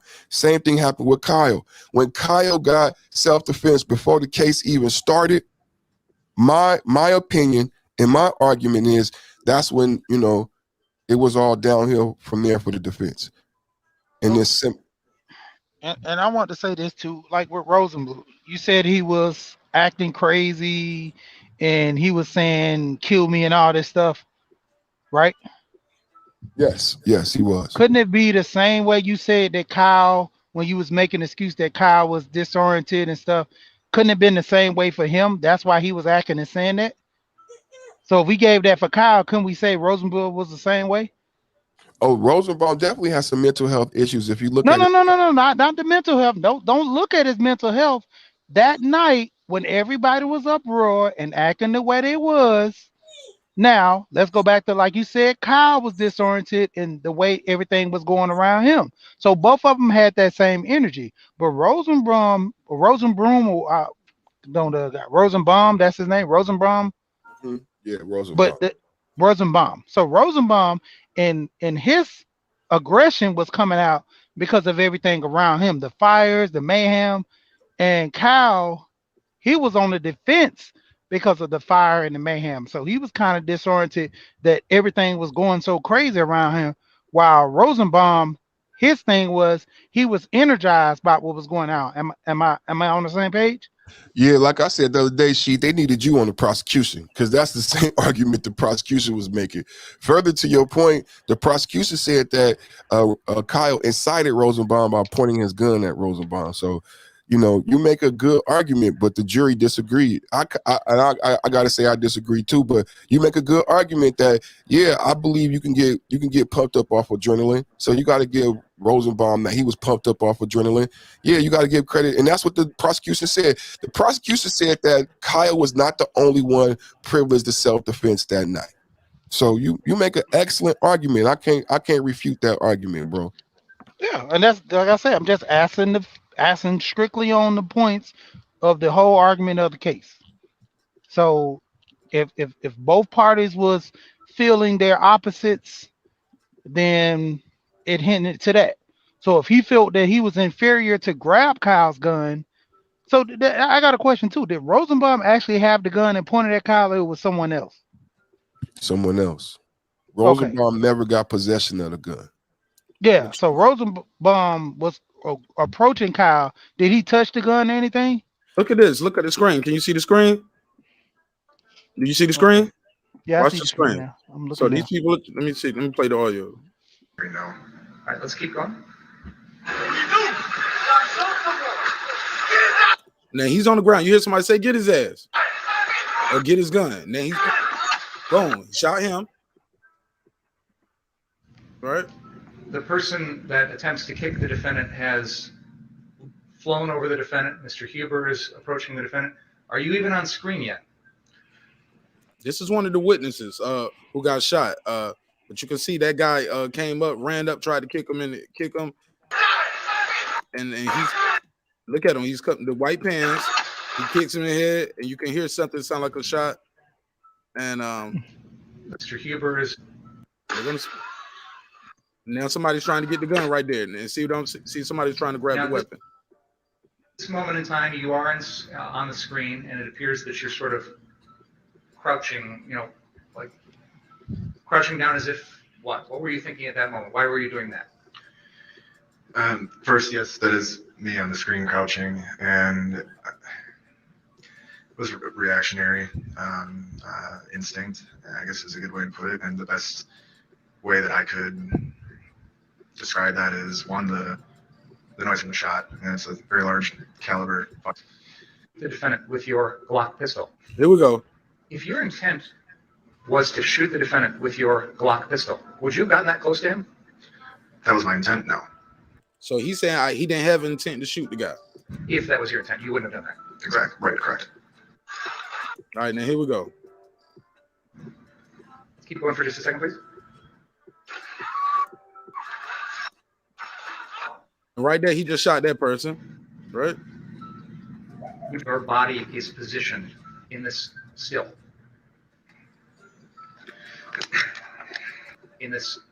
So they say, hey, I want to see the position your body is on that still shot. So he's gonna have to get up and act it out. And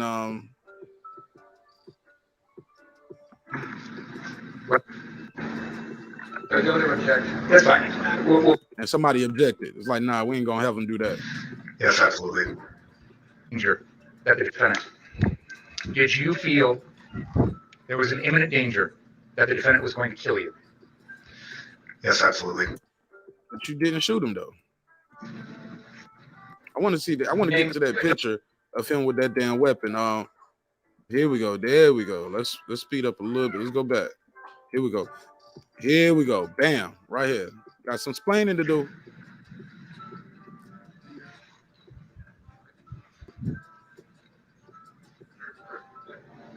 Now, you can talk about what your mental intention was.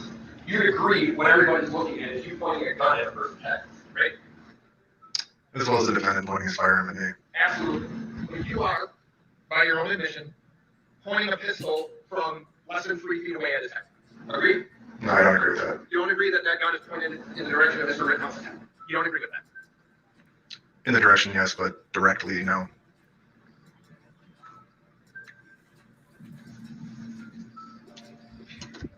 Bruh, you pointing the gun at him, homie. What are you talking about right here? He's clearly let me bring it back to the panel in the chat. Let's react. He's clearly pointing the weapon at this guy. Right? And how does Kyle know that he's not going to kill him? How do I know that you're not going to kill me? He's saying it on the stand like, I know that you're going to disarm me. Like I don't have a right to assume that you're not going to kill me when you got a gun at my head. That's foolish.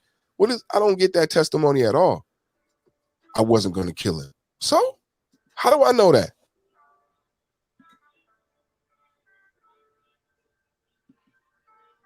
I'm listening. Go ahead. Anybody want to react, or y'all want to hear this next clip?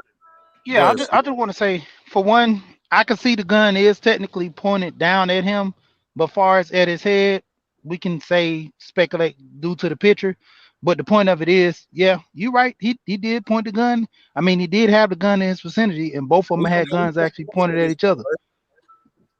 Let's hear this part. Let's see who pointed it first. You didn't tell him what you were doing, right?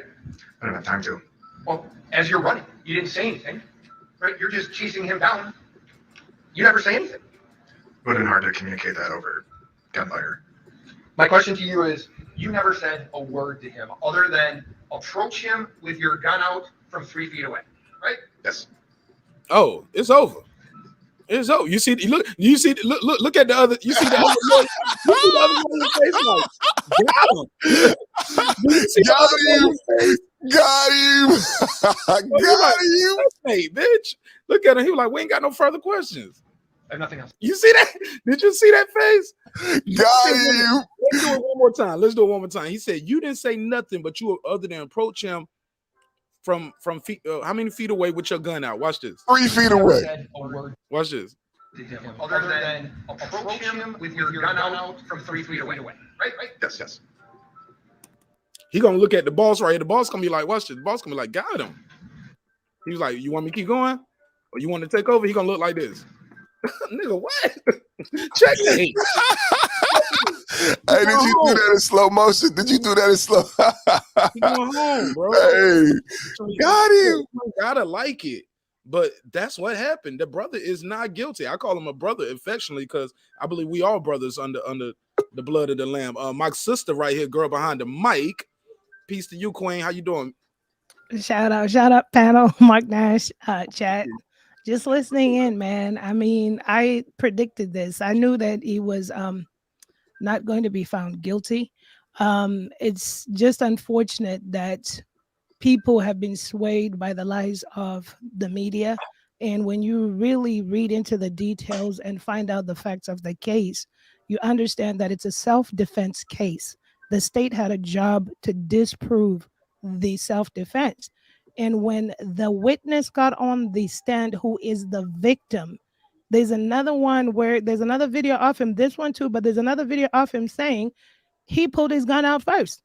I knew that was a wrap. I was like, there they go. They got their case. It's done. Just like that man's doing in the background. Got him. He just admitted. Look at the prosecutor. He looking down like, damn. The defense is looking like checkmate. Like, no further questions. Yep. He just said he approached the guy from 3 feet away with his gun out.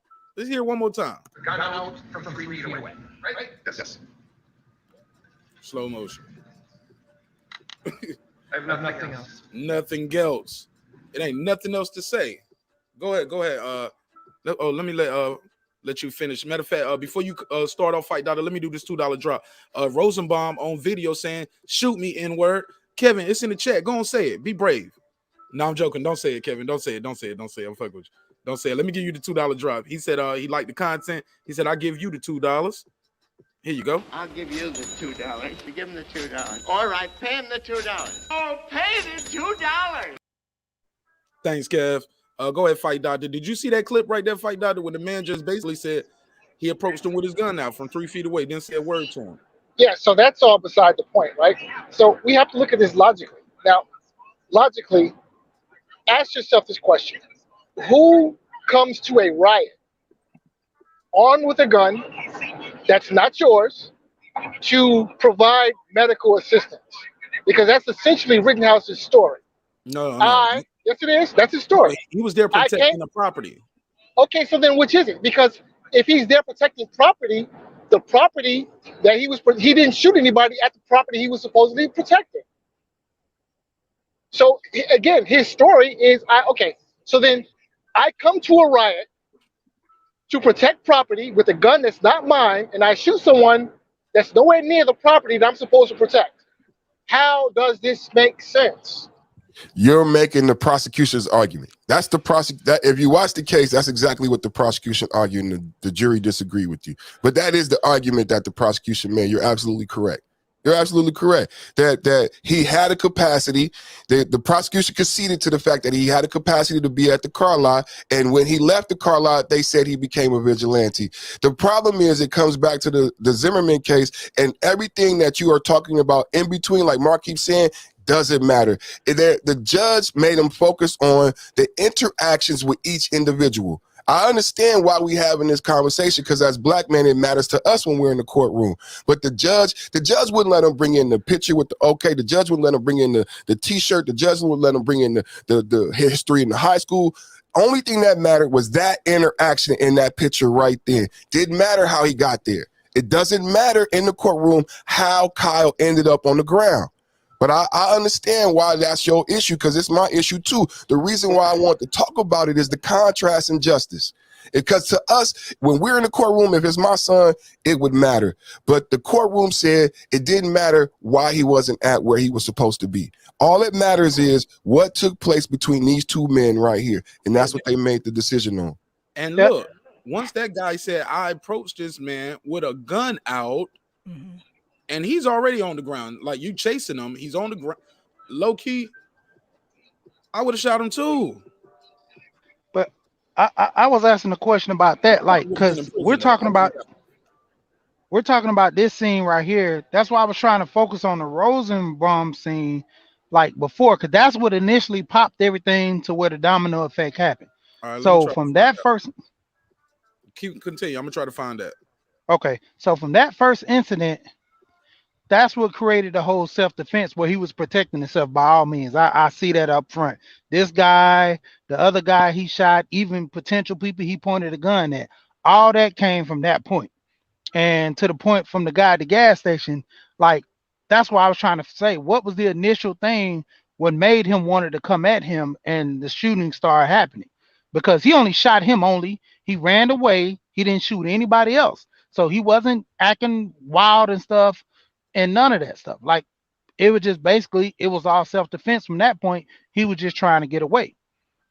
And like I said, go ahead. No, go ahead. No, fine. Go ahead. Finish. Yeah, I'm done. That's why I was just trying to get clarity from that first one. Right. So here's the thing, right?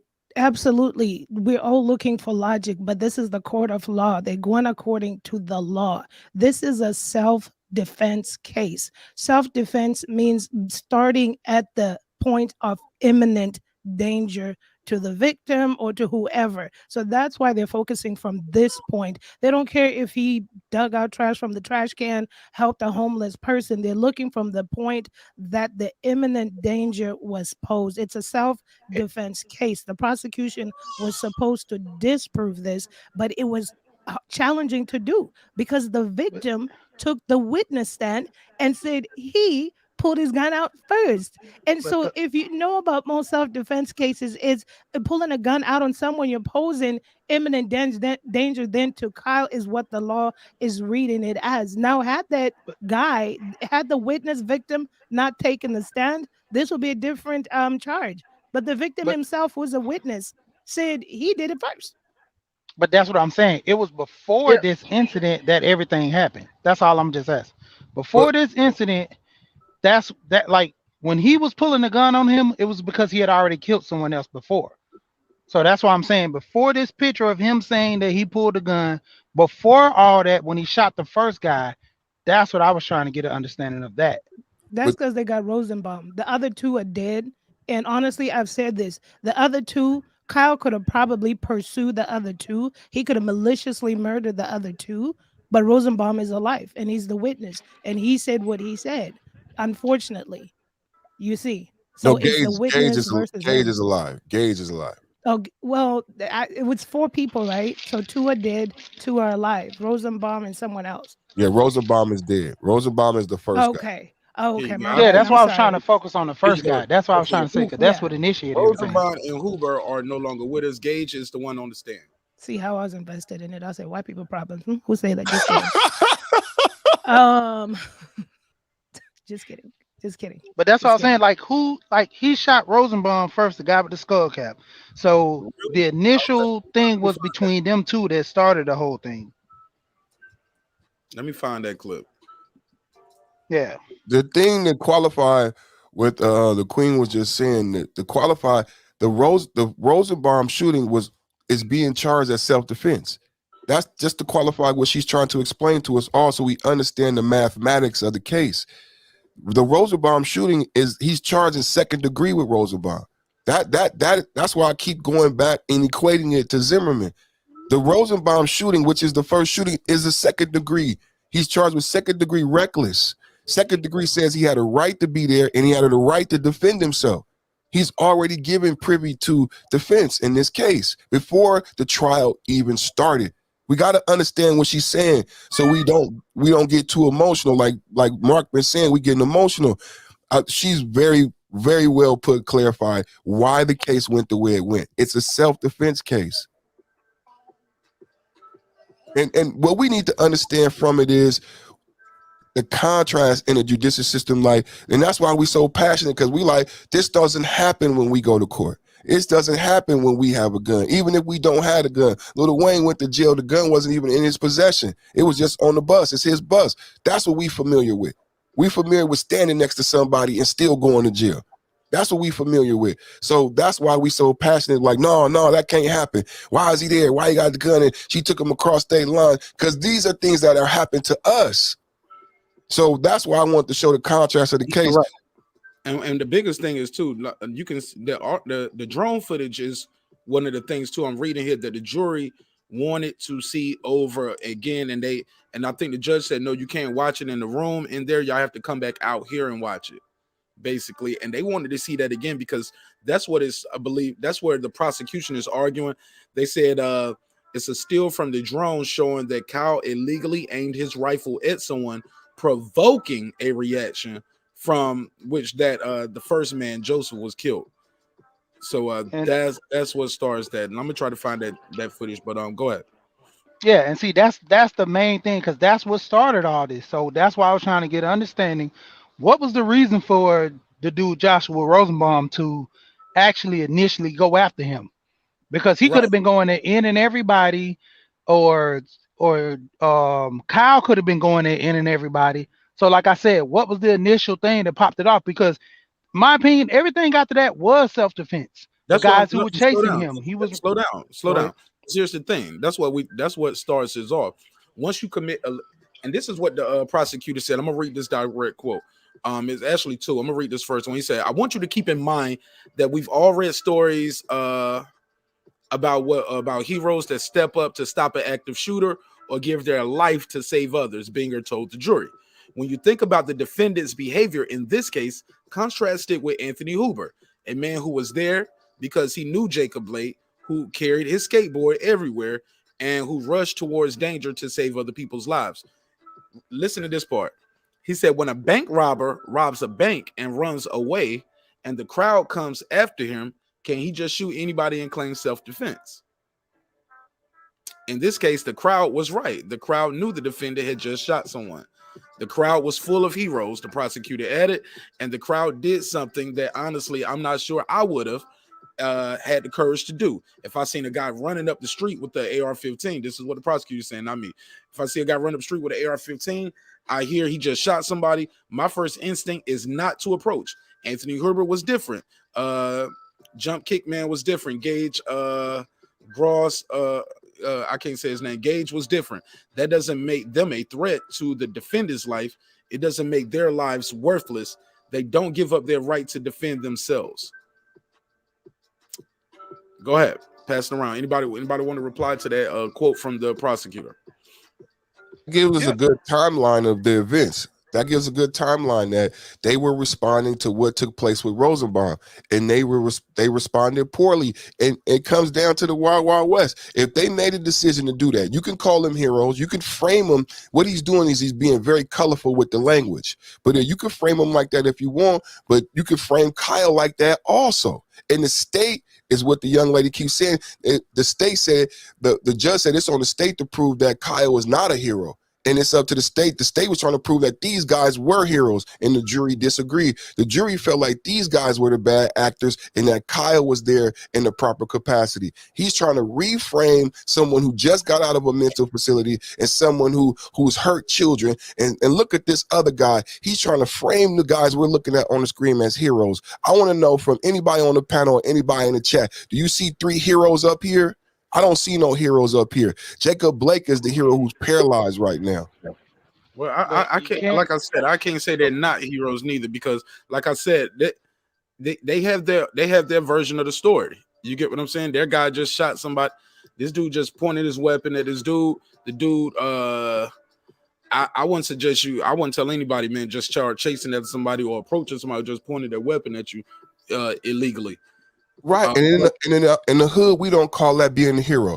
We call that a crash dummy. And I don't want young people watching this to think that you're supposed to do that and we're going to call you a hero. We don't call you a hero for doing that. Go home. You're supposed to go home. That's not your job. And my boy Ahab said Gage should have smoked them, and claims Gage was pump faking. He out here flexing with the toes, homie. That's what I call that. You pull that goddamn it out, boy, you better use it.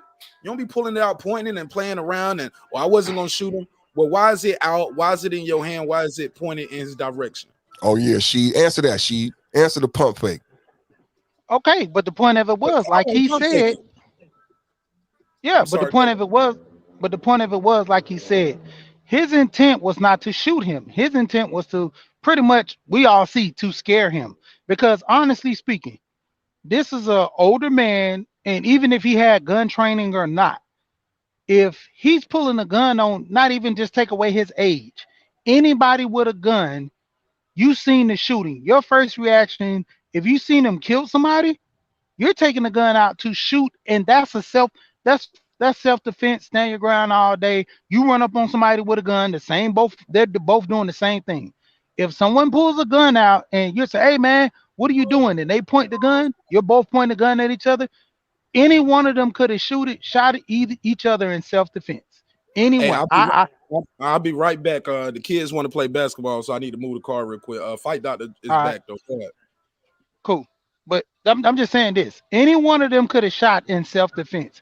Seeing that this guy wasn't trying to kill nobody or just shoot in general, he was pump faking them. I mean, honestly. And just like you were talking about Perfect earlier, you can't say that they were heroes or they were. Those guys went with the intent of trying to say someone got shot by this guy with a gun. Now, like I said earlier, to the point, I don't know what happened. All I know, if I was in them guys' shoes, just like they did, they were going to disable a person that was shooting somebody, because at the whole time nobody got shot before that. So why was somebody shooting? Their whole thing was get the gun away from him. So whether it be he was the bad guy or the good guy, you're getting the gun away from somebody who shot somebody. That was their whole intent. So you can't label them as the bad guys, because that was the issue. They just found out someone got shot. Their whole thing was get the gun away from him. So you keep labeling them as a bad guy, and they wasn't bad. They would, if you so-called being a hero, you're following pursuit. With great power comes great responsibility. So if I see someone in danger and my thing is to go help, that's what I'm going to do. If I see someone in danger and my thing is to get away, that's what I'm going to do. I think you're absolutely right. I think everyone is absolutely right. I believe, like everyone else, to have sound logic. All of this doesn't make sense. It shouldn't make sense. Why did he go out there? What are you doing? Who died and made you the police of the community? I'm not understanding all of that, but it's just unfortunate that when it comes down to the written law and the self-defense, prosecution should have had a better repertoire with the judge and probably played the game and figured out how to fight the self-defense. This case was doomed to fail because the witness is a victim who, in his own words, said he admitted to pulling the gun. I believe it wouldn't have been as strong as it is if the witness listen, I'm not wishing anything on anyone, but if the witness wasn't there. Okay, so it would have just been Kyle Rittenhouse's statement or testimony, and then the prosecution trying to disprove that it's self-defense. But this is the way. And listen, I just want to put a disclaimer out there to the kids listening.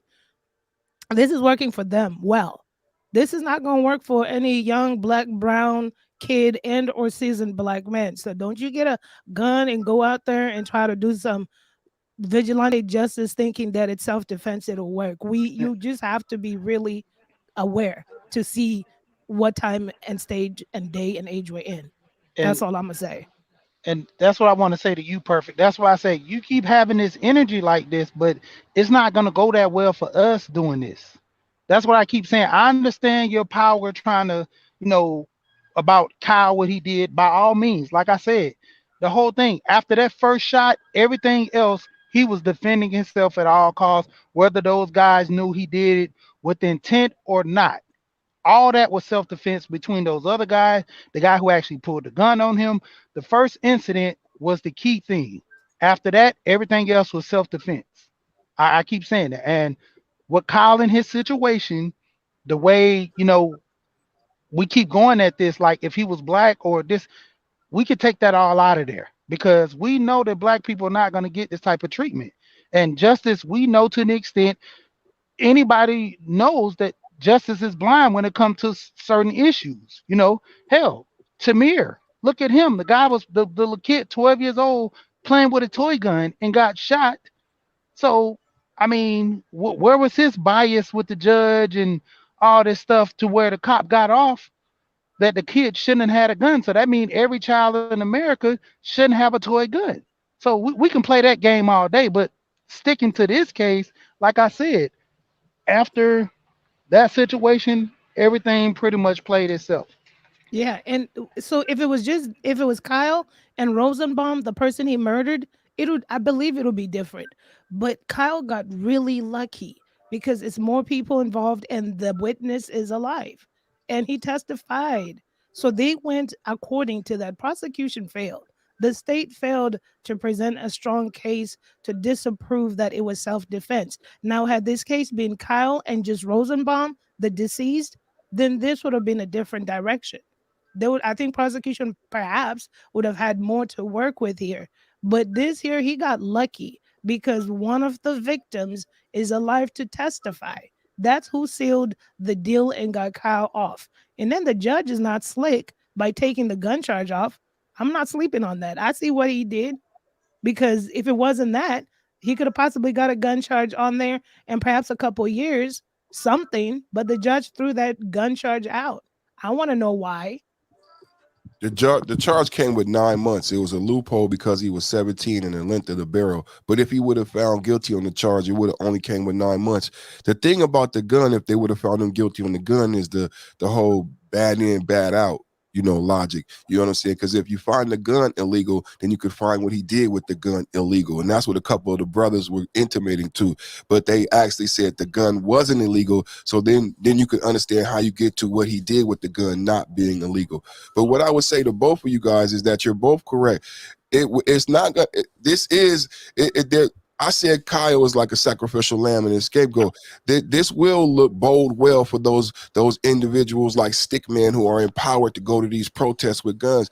And so it will be precedent for them. And this will not be something that we should use as a precedent. But if we look at us as content creators and people who move the post forward with a conversation, and we look for fodder for those conversations, this gives us a lot. Just you, girl behind the mic, and the way you've talked about the case, you're educating people in the chat. Like, a lot of us have opinions and emotions, but the facts of the case and on the ground, we didn't know these things before this case, and we weren't able to talk about it intelligently and be able to say in people of non-color, there are two systems. There is a contrast. So I'm excited about the fodder for us content creators and people who are able to move the post with a conversation, with their words, with their vocabulary, because like Mark is doing this morning, this gives us the opportunity to talk about a subject that people did not want to hear us talk about before. They would say we was whining or pull up your bootstraps, or black man this or black man that. But when we try to talk to them about being the most incarcerated, about how we're treated in the judicial system, individuals had a deaf ear. My prayer is that this gets people to listen to our concerns a little bit more, because we get chalked up, because I want people to get upset. I want the conversation. I want people to ask the questions about why did he receive this level of privilege? That's an excellent question. And why doesn't your son? You should be mad. You should be wondering about your level of citizenship. You really should be questioning. Do you know judges are appointed, by the people that you vote for? So a couple years ago, people were saying, I don't vote, and why we got to vote. Now you know why you should be political. Now you know why you should know who your congressperson is, your supervisor is, because judges are appointed. If you don't like this, don't throw away the jury slip when it comes in the mail. Let's talk about some real stuff from this. There's a lot from us to grow from.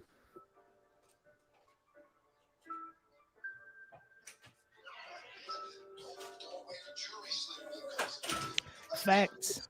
I mean, somebody's saying that there were guns on both sides. Yeah, there were guns on both sides, and either way, had Kyle ended up, in the morgue, the other person would have had a self-defense. That's the way I looked at it too. Trust and believe. I'm not sitting up here like, yay, he's off. I'm like, this was ridiculous. I felt like this was the wild, wild west. I was like, what were they doing out there? All of them people with the guns. Listen. I'm just saying.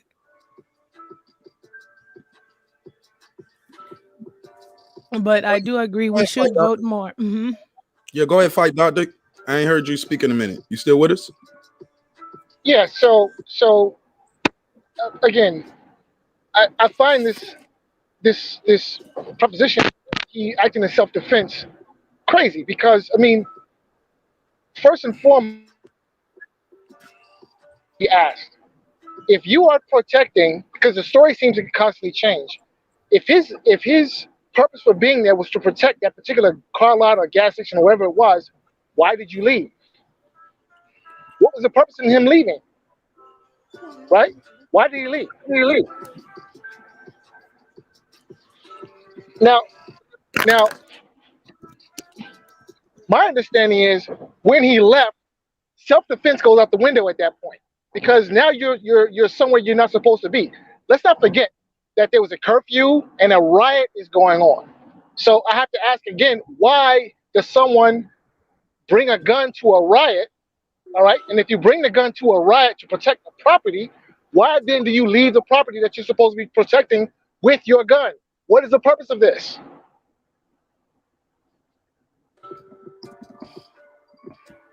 Go ahead. Anybody want to reply? I'm putting a poll in the chat right now. No, that was. Give me 1 second, guys. I'm about to put a poll in the chat. Do you think Kyle Rittenhouse got away with murder? It's just going to be yes or no, guilty or innocent. All right. So that's all I want to say. Go ahead. No, that was the argument that the prosecution made. The prosecution made that why did he leave that post? And then she said the same thing. Why was he alone after that? But the girl behind the mic clarified that already for everybody. Like that's something that we could speculate in our emotions, but in the court case, when they gave him privy to self-defense, none of that matters. All that matters is the interaction between those men at the time of the shooting. So us discussing that is just going around in a circle. I understand why you asking the question, because it would matter to somebody black. But in this case, the judge and the prosecution had to concede it doesn't matter. He tried to make that argument in closing that Kyle was a vigilante because he left. But think about this, because you're jumping over some things, right? Think about this. If you give him the credit of, number one, the gun being legal, which you have to do because it's dismissed, right? And if you give him credit of having a purpose of being there to protect the car lot, then it's a long stretch for you to get to him maliciously killing someone. You know what I'm saying? Because when does his state of mind? When does his state of mind change? When does the state of mind change from But he wasn't at the car lot when he shot anybody. Okay, so when does the state of mind turn? The argument that he was acting legally at the time of the shooting, that goes out the window. Because look, there was a curfew. That's fact number one. There was a curfew. So he was not even supposed to be there, period. He wasn't supposed to be there. He was there in the capacity to protect property. But he was not at the property he was protecting. So that argument goes out the window. Okay, somebody in the chat said he left the post because they started attacking him, so he was fleeing. It really doesn't. It really doesn't matter. It really doesn't matter. It doesn't. No, it doesn't. And girl behind the mic defined that. In a self-defense case, it only matters at the point of interaction. We don't have to even spend no more time on it because the boy is already not guilty and the court already made a judgment on this. It doesn't matter how he got interaction with Rosenbaum. It doesn't matter at the end of the day. Slow down. Can I say something? Look, before you do that, that's what, like that statement that I read from the prosecution. That's why I read that, because he said in that example, he said, let's say a man robs a bank, and a bank robber. Here we go. A bank robber robs a bank and runs away, and a crowd comes after him. Can he just shoot anybody and claim self-defense? So I guess that's what they're saying. It does matter. Well, he could shoot and claim self-defense, but the courts will find the bank robber liable for the criminal act of robbery and probably spend more time in prison for that. Okay, so what he's saying here is the gun was not illegal. Now, it would have been a nugget if the gun was illegal, then it would have been, it's an illegal activity that happened. So self-defense wouldn't have so much weight. But because they distinguished that the weapon was legal, and then this is a self-defense case, then that means when you look at self-defense starts at the point of imminent danger. Now, I don't know about most people's states, but where I live, if I have the right, if I have my, we don't have any, they don't care about permits anymore. You got a gun, it's in the house. And if I have a prowler in my yard, who I feel might even have an AK-47, assault rifle, whatever, maybe prowling in my yard, I'm not allowed to shoot him. Because if I shoot him, there's that joke that says drag him inside the house and then call the cops. So it's the same thing. I could sit here and claim, well, he had a gun and he kept walking up and down in my yard and I feared for my life. No, we're going to go to court because that won't be self-defense. But now if he points it at me, running towards me inside my house, I have all right to shoot, even being able to carry a weapon. So it's just the law. It is pathetic. It's ridiculous. I understand it. But this is the thing that I was going back to at the beginning. See, the whole initiated that started this whole thing was Kyle got into a confrontation with Rosenberg. Rosenberg was the one, because allegedly he pointed his weapon at him, which yeah, is a crime. exactly. And so at all rights on both sides, if Rosenberg came at him, took the gun, he was defending himself. Now, if Kyle seen him trying to throw like they said, he had cocktails and all. If he tried to throw something at Kyle to hit Kyle, Kyle was defending himself. On both sides, they were defending themselves. That's what I was making the reference of what initiated the whole thing for Rosenberg to go at him and what initiated the whole thing for Kyle to shoot him. That what made the case. Everybody's saying that Kyle pointed the gun at him. Well, Rosenberg had the point of defending himself, even though it was foolish to run at somebody with a gun. He had a right to defend himself. Now, in Kyle's aggression, if Rosenberg did anything to, if Rosenberg ran at him, that's not self-defense. A guy's running at you. Now, you don't know what his intent is. Now, if he's showing signs of militia, then that's self-defense. Because everything was mayhem around him. So for him to say, well, the guy ran at me and I was scared, that's an iffy on the case. That's all I'm saying. And for the people in the chat, Cynthia Love, I didn't call him a bank robber. And I'm reading the statement from the prosecution, and that's what the prosecution is saying, because they're saying once he pointed that weapon at somebody, he did commit a felony. But exactly. You get what I'm saying? So that's why that's what he was banking his case on. Hey, this guy was a bad actor. He was acting bad faith, and he pointed that weapon at somebody, which is a felony. He broke the law, and from there, he started it basically. So that's why I was reading that statement, but that's not my words. That is a direct statement from the prosecutor on the case, Infinity Love. But I appreciate you. Go ahead. So it comes down to, like Fight Doctor and it comes down to the leaps that we want to make with these individuals. And that's why I said it's pertinent, the history of Rosenbaum, because it comes down to who do we believe was there in what capacity? You understand what I'm saying? Do you believe Rosenbaum was there protesting for Jacob Blake? We cannot do that. We cannot do that. We have to. We have to, because everybody wants to leap to Kyle being nefarious or being malicious in his acts. How are we making that leap is my question. If we go by the actual facts, he did not get in the car and drive there with a gun to kill people. So we got to throw that out of the table. He actually went there to be helpful. In this picture, he's helping and policing the crowd. He's walking through, handing out water, saying friendly. I'm asking you guys, my brothers, how and why are we making the leap to him being this malicious person seeking to do harm? When did he become? And it matters in the court of law because it goes to state of mind. We are familiar with that terminology. We already established. Look at him. He's there in the capacity to protect. He was hired to be there. The gun is legal. So when does his state of mind change? And girl behind the mic admitted the other person pulled the gun out on him first. He never did anything reckless. His state of mind never changed, in my opinion, from the person who was there to do protection. And I know in the prosecution and you guys haven't proved his malicious state of, you asking questions, but you haven't proved his malicious state of mind, that he went after Rosenbaum or anyone else. No one has done that yet. No one has. That's what you have to do. Don't ask me no questions. You have to prove that Kyle had malicious state of mind when these people died, that he changed from protecting and handing out water and bandages. No more questions. Prove to me and the people listening, how did his state of mind change and when, and why do you believe he went after people after he came here to protect? Okay, this is the simple thing.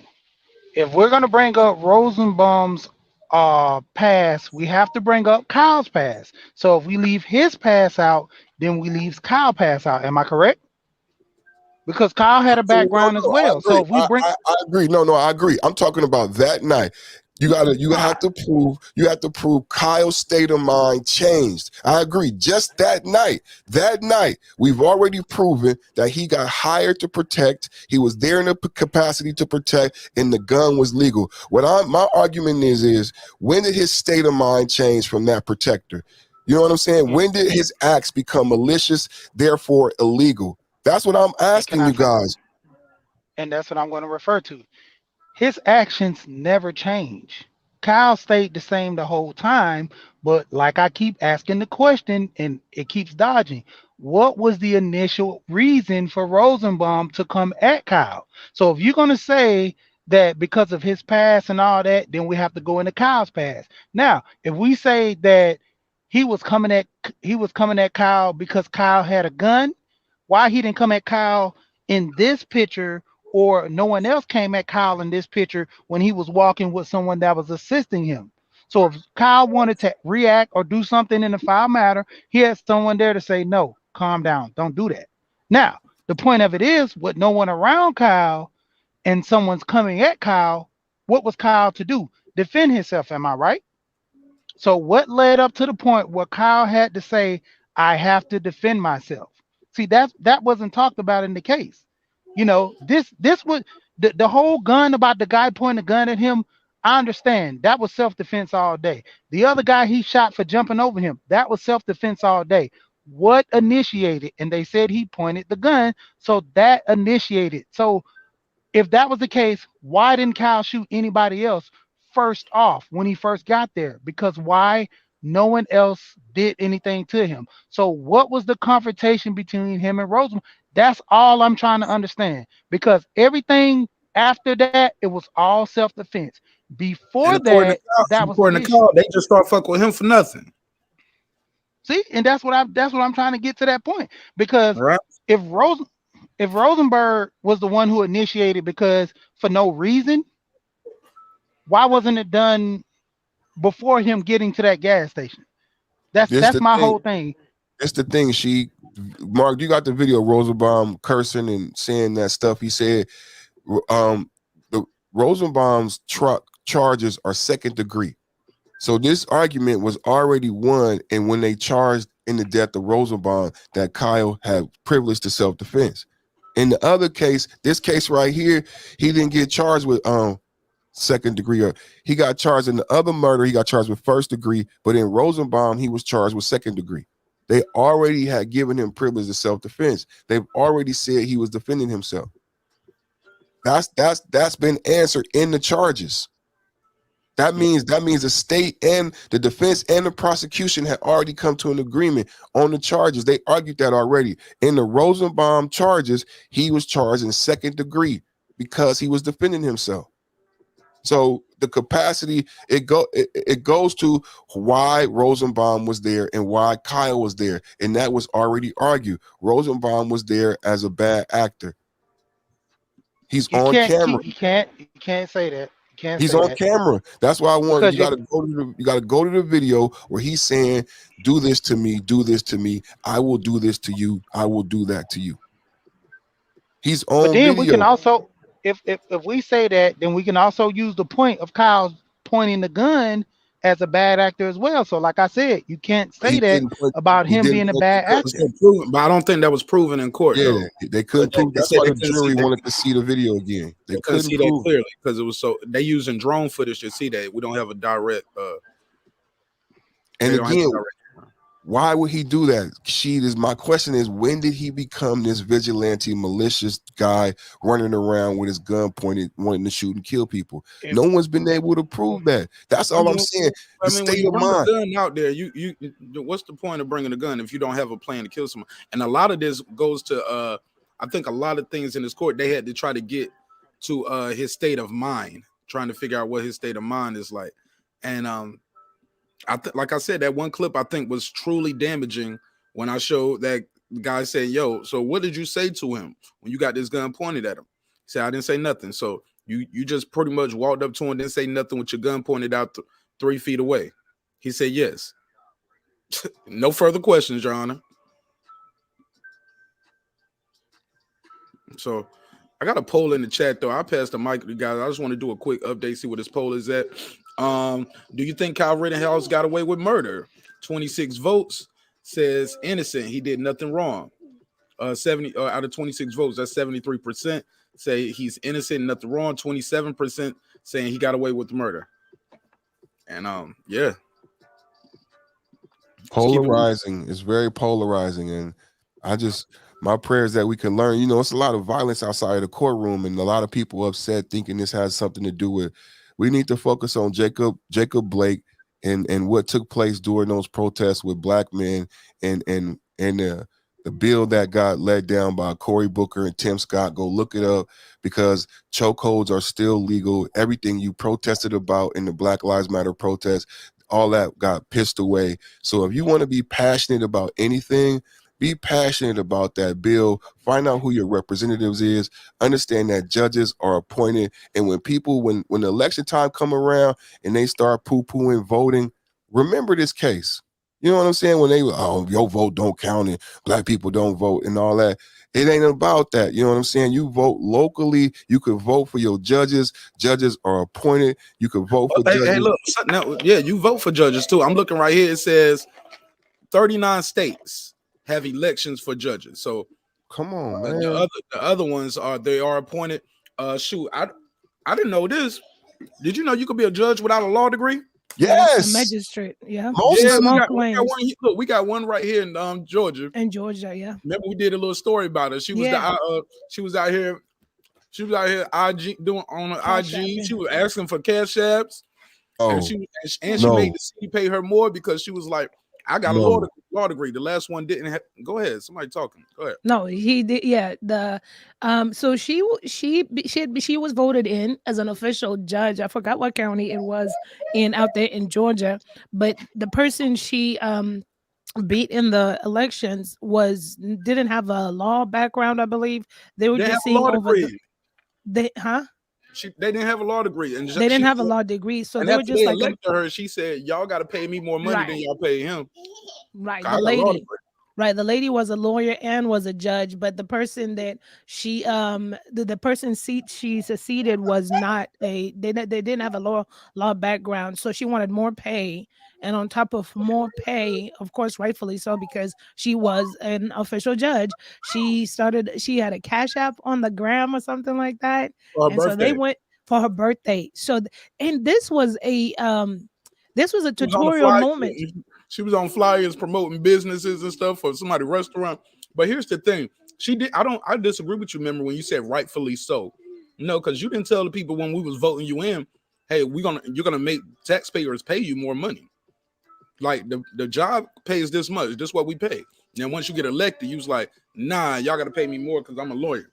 And no, it happens all the time. You could get hired, and 6 months down the line, you could get, be like, slow down. She never even got seated. She never got seated because of the debacle, and this was a learning moment, right? They probably didn't want her to seat. Wait, y'all, because y'all talking about let me know about it. Yeah, let's give him a backstory. Let's give him. She never got the job. She was elected. She was elected, but you got to wait to get seated. You vote the president in November, but you don't get seated till January. So she got elected, but hadn't been seated yet. Wow. But, so she was what's it called? Judge. There's some word for it, like judge elect, I guess, right? But that's the context that she did. I thought you guys were saying she did all these things while she was judge. So she did all this stuff before she even right after she won the election. But here's the context. I think context matters. This was a young black woman in this area that had been voted in to be the judge. So she took someone's seat who was not officially, didn't have a law background or was a judge through law. So therefore, once, she won the election, I guess, that's when on her birthday, she had an Instagram and she wanted some cash apps. And then what was the other thing? Then she wanted a pay raise. So they came after, which I think the board, whoever those people out there are saying that, okay, so legally, technically, they were saying, because you can't do that. Even though you're not yet seated, it's almost misconstrued as bribes. You got a cash app, it's open. Somebody could slide you $5,000 and then come before you or whatever the case is. So she did kind of, in my opinion, kind of fumbled that a little bit. It's I a don't know word what called happened with that case. disrepute. I believe the word is disrepute. She's a Mhm. rookie judge. But at the end of the day, I don't want, let's leave this young black woman respectfully, yo. Okay, she had only been in office 6 months. Here we go. But already Douglas County probate judge Christina Peterson faces allegations she brought disrepute upon the judiciary. I don't care if she was black, white, purple, whatever. No, you can't be out here on the judge on the club flyers promoting restaurants and you on your IG asking for cash apps. Who wouldn't want to send the judge a cash app? I like that word. That's a good word. Disrepute. Yeah, that's and the word. I say the black part because I know if it was a white woman, this would not. I understand how Nah, this stop game's it. You play. don't- Yes, I stop. am. It wouldn't. No. It wouldn't have played out like this. They You would have don't know that. humiliated her. I know that. It wouldn't. Humiliated. Okay, Humiliated her. okay, wait. Yeah, it's a humiliation. It was a public announcement. It was in the papers. That's how we found out about it. Here's a case in point. That's not humiliation because she broke the law. That's humiliation. Kyle Rittenhouse here. We talking about him. But you got to understand that. Okay, let's do one that's close to home. But before I do one that's close to home, wait, let's do That's her. Yeah, that's her. Let's do one that's close. Let's do one that's close to home. What was She it, right, the ain't she perfect? Wow. You can judge me. You can judge me. Let's go, bro. Sugar. Go ahead, Memory. I'm sorry. No. I was going to say, let's do one that's close to home. But before I do that, when we were talking about voting for judges, I also want to let people know, especially black people, let's not be leery of sitting as jurors. Majority of these cases, there are no black jurors because we don't show up. We don't want to participate. And then we wonder why these results go the way they do. So, I digress. But no, the reason why I say that is let's take a case that's close to home. Let's take Ahmaud Arbery's case. The one white lady, I forgot, what was she, a prosecutor, a DA, somebody who fumbled that whole entire case, that hid that case. She knew that the father wasn't supposed to be having anything to do with law enforcement and everything. She knew everything about that department and didn't do anything. That's what I'm saying. So these things could get swept under the rug if you have the complexion for the protection. I'm sorry, that's the way I feel. Slow down though. Let's be clear. Now you know she's being charged right now, right? Right now she is. Right now she is because it made headlines. But how many years has she? How many years has she swept it under the rug for her skin folk? Slow down. See, you splitting hairs. No. You said, hold up, let me finish. You said we embarrassing this girl. Mm-hmm. But are they? And if it was a white lady, what happened? That white lady has been charged and arrested. Because they made headlines. How old is Mr. McMichael? It's happening. You said it wouldn't happen, but it's happening. Because we have done this social media vigilante. But how old is Mr. McMichael Sr.? Isn't he in his 50s or 60s? He's been practicing dirty underneath her.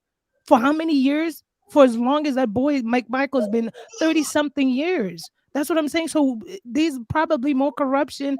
And I'm not saying every area has no corruption, but I'm saying is you don't see it publicized. Let's just think about that. What does she do? What is she charged with?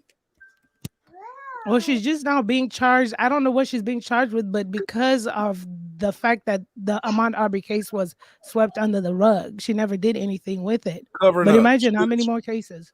Yeah. Now I'm sure she probably did this before, but we can't say, well, if she was black, white, we wouldn't even know about it. Well, this white lady is happening. We know about it. That's all I'm saying. She probably did the same thing with Kendrick Johnson case. Wow. Because isn't that in the same area? No. Different. Kendrick Johnson and that Arbery ain't even in the same county. Can y'all clarify for me? We're talking about the same person? The first person you was talking about who did all this stuff? Are we talking about the same person? No, just giving an example because I know, like I did the black and white thing, and Mark was like, "Well, you don't know that, that this black young judge got this because she said of we the trying black to and white embarrass." thing." They said the people are trying to embarrass her. She embarrassed herself. She did. Brought disrepute to the office. I understand that, and my argument was the same that person who buried the Ahmaud Arbery case is the same woman who did the cash app. That's why I brought that up. I was like, well, the black lady asking for the cash apps. Right. She's a judge. The other lady in the Ahmaud Arbery case is a prosecutor who's been charged with a crime. This lady ain't even been charged with no crime. They just want her out of the office because what you're doing is immoral.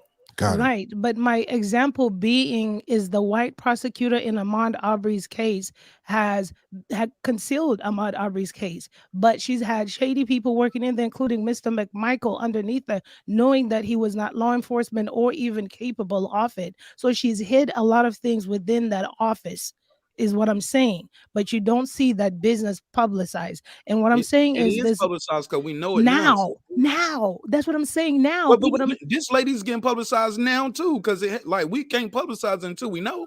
you understand, Ahmaud Arbery's case is only publicized because social media went uproar. We wouldn't know about this case otherwise. So that's what I'm saying, is that there are people that hide stuff in these little Social small media don't convict towns. nobody, man. They just get people excited. They don't convict. So nothing. wait, so Kyle Rittenhouse walking home now. No, Ahmaud are you Arbery saying case. are you is- saying the prosecution is helping the defense? It sounds like you're saying the prosecution is helping the defense, right? No, okay, so here's the story so that I won't confuse anyone. What I said was, we see what this black lady judge did.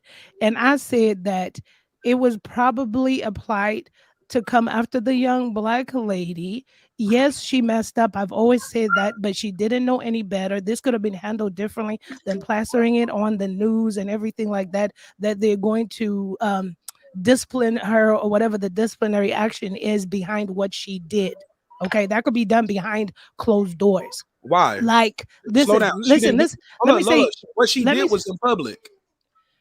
She didn't do something behind closed doors. She did this in public. The white prosecutor hid public information. So I just want to say why I'm making an analogy. We didn't I'm know saying that though until then. Once we know she's been charged, we didn't know about this what lady I'm was on her Facebook. let me finish what I'm trying my comparison so I don't confuse people. Okay. The reason why I'm saying is small towns have the ability to hide corruption and or allow whatever they want if you have the skin for the protection. So the black lady stuff, he is here to the right. And I gave an example and I said, like Ahmaud Arbery's prosecutor who hid Mr. McMichael, who's probably, I don't know, 58, 56, and he's been working in law enforcement, doing whatever he's been doing under that department for a long time. And Lord knows what other things are happening, but that's the only close thing I know. She hid Ahmaud Arbery's case as well, but who knows what else is going on. It's a small town. So they hid stuff in that angle. They could have disciplined this black lady quietly behind closed doors. Though. It's not even the same county. It doesn't. It doesn't have to be the same county. I'm just talking about corruption in the small. If she was white, it would have been closed. You wouldn't know about it. That's my point. That's it. That's all I'm saying. If she was white, you would not have known about it. You would not have known about it. Disagree, because we got a white lady in the same state, a few counties away, who's been charged with a crime, and everybody know about it. Now, though, you keep saying that as if like. Slow down, but memory. See, you keep saying I'm cutting you off, and you cut me off every time I say that, because here's the thing: we know about it now, so she's getting charged now. The other lady, we found out about it early because she put it on Twitter and IG, and she's getting charged. Because at the end of the day, I don't want to say, well, what you just said, that small town corruption, we sweep things up, that don't make it right. That's terrible. It's terrible. That's what I'm saying. That's a perfect example, and that's what I'm saying. This white prosecutor was sweeping stuff that these people were doing under the rug. So it's just exactly my point. Just to clarify, in the Ahmaud Arbery case, she's doing stuff, but look, she's doing stuff behind scenes, closed doors. She's the prosecutor. The judge is on IG. It's totally different. You get what I'm saying? I get what you're saying, but do you understand what I'm saying? Why didn't they discipline her behind closed doors? Why did it have to be publicized in outlets? Why didn't they bring her to their little board, whatever they do, and say, look, you have been elected the judge official. The behavior you're doing is not, it's whatever the word they use. If she's already did the act in public. We can't sweep it on the rug now because you did it on the internet. Does that make sense? It makes sense, but she could have been given a right to make a statement. That's all I gotta say. She could have been given a right to make a statement. Like, pull me to the side and tell me, listen, you can't do what you're doing. It ain't no pulling you to the side once everybody on seen it on the world. You don't put it out there for the world. You put it out there. You on a club flyer promoting a business. Like, you asking for a cash app on your business, on the judge, on your official page. Like, what you mean? Well, you can pull me to the side. You don't did this shit publicly. It's over. I gotta address it publicly. If not, that breeds corruption. Well, yeah, she could have publicized. That's why I say she could have did the written statement publicly. But as the boards, As the electing board, none of this shit, my sister. As the electing board, talk to me behind closed doors and say, handle this forward and address the people. She could have came out and addressed the people herself. That's taking accountability and ownership of it. Well, they have a process for that. And the process is they take her to task on it. When you do something wrong and you're a judge and you out here asking for cash apps and you promoting club flyers, promoting restaurants on flyers, yeah, they got a process for that. It's done in the public. We're gonna address it. We're gonna take you to task. I'm gonna have you removed. But all of that, she's a young black woman. She should get enough. Man, hold her accountable. She shouldn't have been doing that goofy shit, respectfully. Yeah, I held her accountable. I say she shouldn't have been doing that. But like what I said is that I know the rules are different. Just like I know the rules are different if an 18-year-old black boy shot and targeted 3 people and it wouldn't be self-defense. I'm not asleep to that. I held her accountable. And it's the same realization. I know an 18-year-old black kid can't pull what Kyle Rittenhouse did. Not in Kenosha. Sorry. Fair enough. That's black and white. Yeah, she cute though. She'll be all right. She's gonna be. I'm gonna find out whatever happened. She got a law degree, so she's gonna be fine either way. If she want to pursue her seat or not, she'll probably figure it out. But go ahead, perfect. I think other people's trying to get in. Sis, know I got love for her. Sometimes it get heated over here. No, it's all good. I love and respect her. I love my black women, and I'm always have their back 100%. Nah, I don't got nobody back 100%. You wrong, homie. I'm gonna call you out. I say she did. I say she messed up. It could have been handled differently. I say she did. Nah, I want it to be handled the right way, not handle it different just because. But who said that was the right way to you? It is, but I mean, it could have been handled differently. Like they know how to handle other things differently. I'm gonna look and pull up a case where a judge had a DUI, but then nobody know about it. It was all handled behind closed doors. Hold on. Okay, well, how about this? I'm looking right here. She got a second complaint. That was this summer. All right, judge slapped with her second state complaint in her first year of office. What she do this time? The judge what? Yeah, she's got another complaint already. And this, I'm trying to find an update on the last one. And it seems like now she faces the allegation that she put public safety at risk for action she took at the courthouse. Now, what did she do? Let me see. But y'all continue while I read this story, man. Oh my God. What? Man, Debbie was locked up and went home. Peterson arrived the afternoon with the wedding party. Called the sheriff. Okay, so she got another complaint. Cannot go into the building. All right, here we go. Let me see this. Is this a picture right here? The sheriff's office was not happy, so the sheriff's office made a complaint. She let 18 people enter the courthouse unscreened. This is the same lady? Same lady, because she's one of those judges. She do gun licenses, probate judge. So they do name changes, weddings, gun license, right? So according to complaint filed, let me put a picture back on the screen with your pretty self. Beautiful sister. She like Lil' Kim right here, huh? Little Thicky Minaj. That's what I'm gonna call her. But Judge Peterson right here, she says, here we go. This is according to a complaint filed by, because we getting off track, but it's all good. I'm about to end it after this anyway and watch the weigh-in, and I'll be back with some bots and talk. According to the complaint filed by Judicial Qualifications Commission, the group that investigates judicial behavior in Georgia, Peterson violated security rules by letting civilians into a locked courthouse after hours. You want to defend that before I continue? I'm not defending. I never defended her actions. I'm more so of the person that things should be the same across the board. I never said her behavior was suitable. Maybe she just didn't know about the cash app and it should have been addressed. I have no idea why she did the things she did. She should not. I've always said she should not have done them. But what I'm saying is the addressing part, taking it to media, doing all of this. Give her time to come out and address herself like they give other people. But hold on, slow down with the media. Let me tell you this: Judicial Qualification Commission. That is, those are public records. So it ain't. You get what I'm saying? It's public. It's public knowledge. Okay.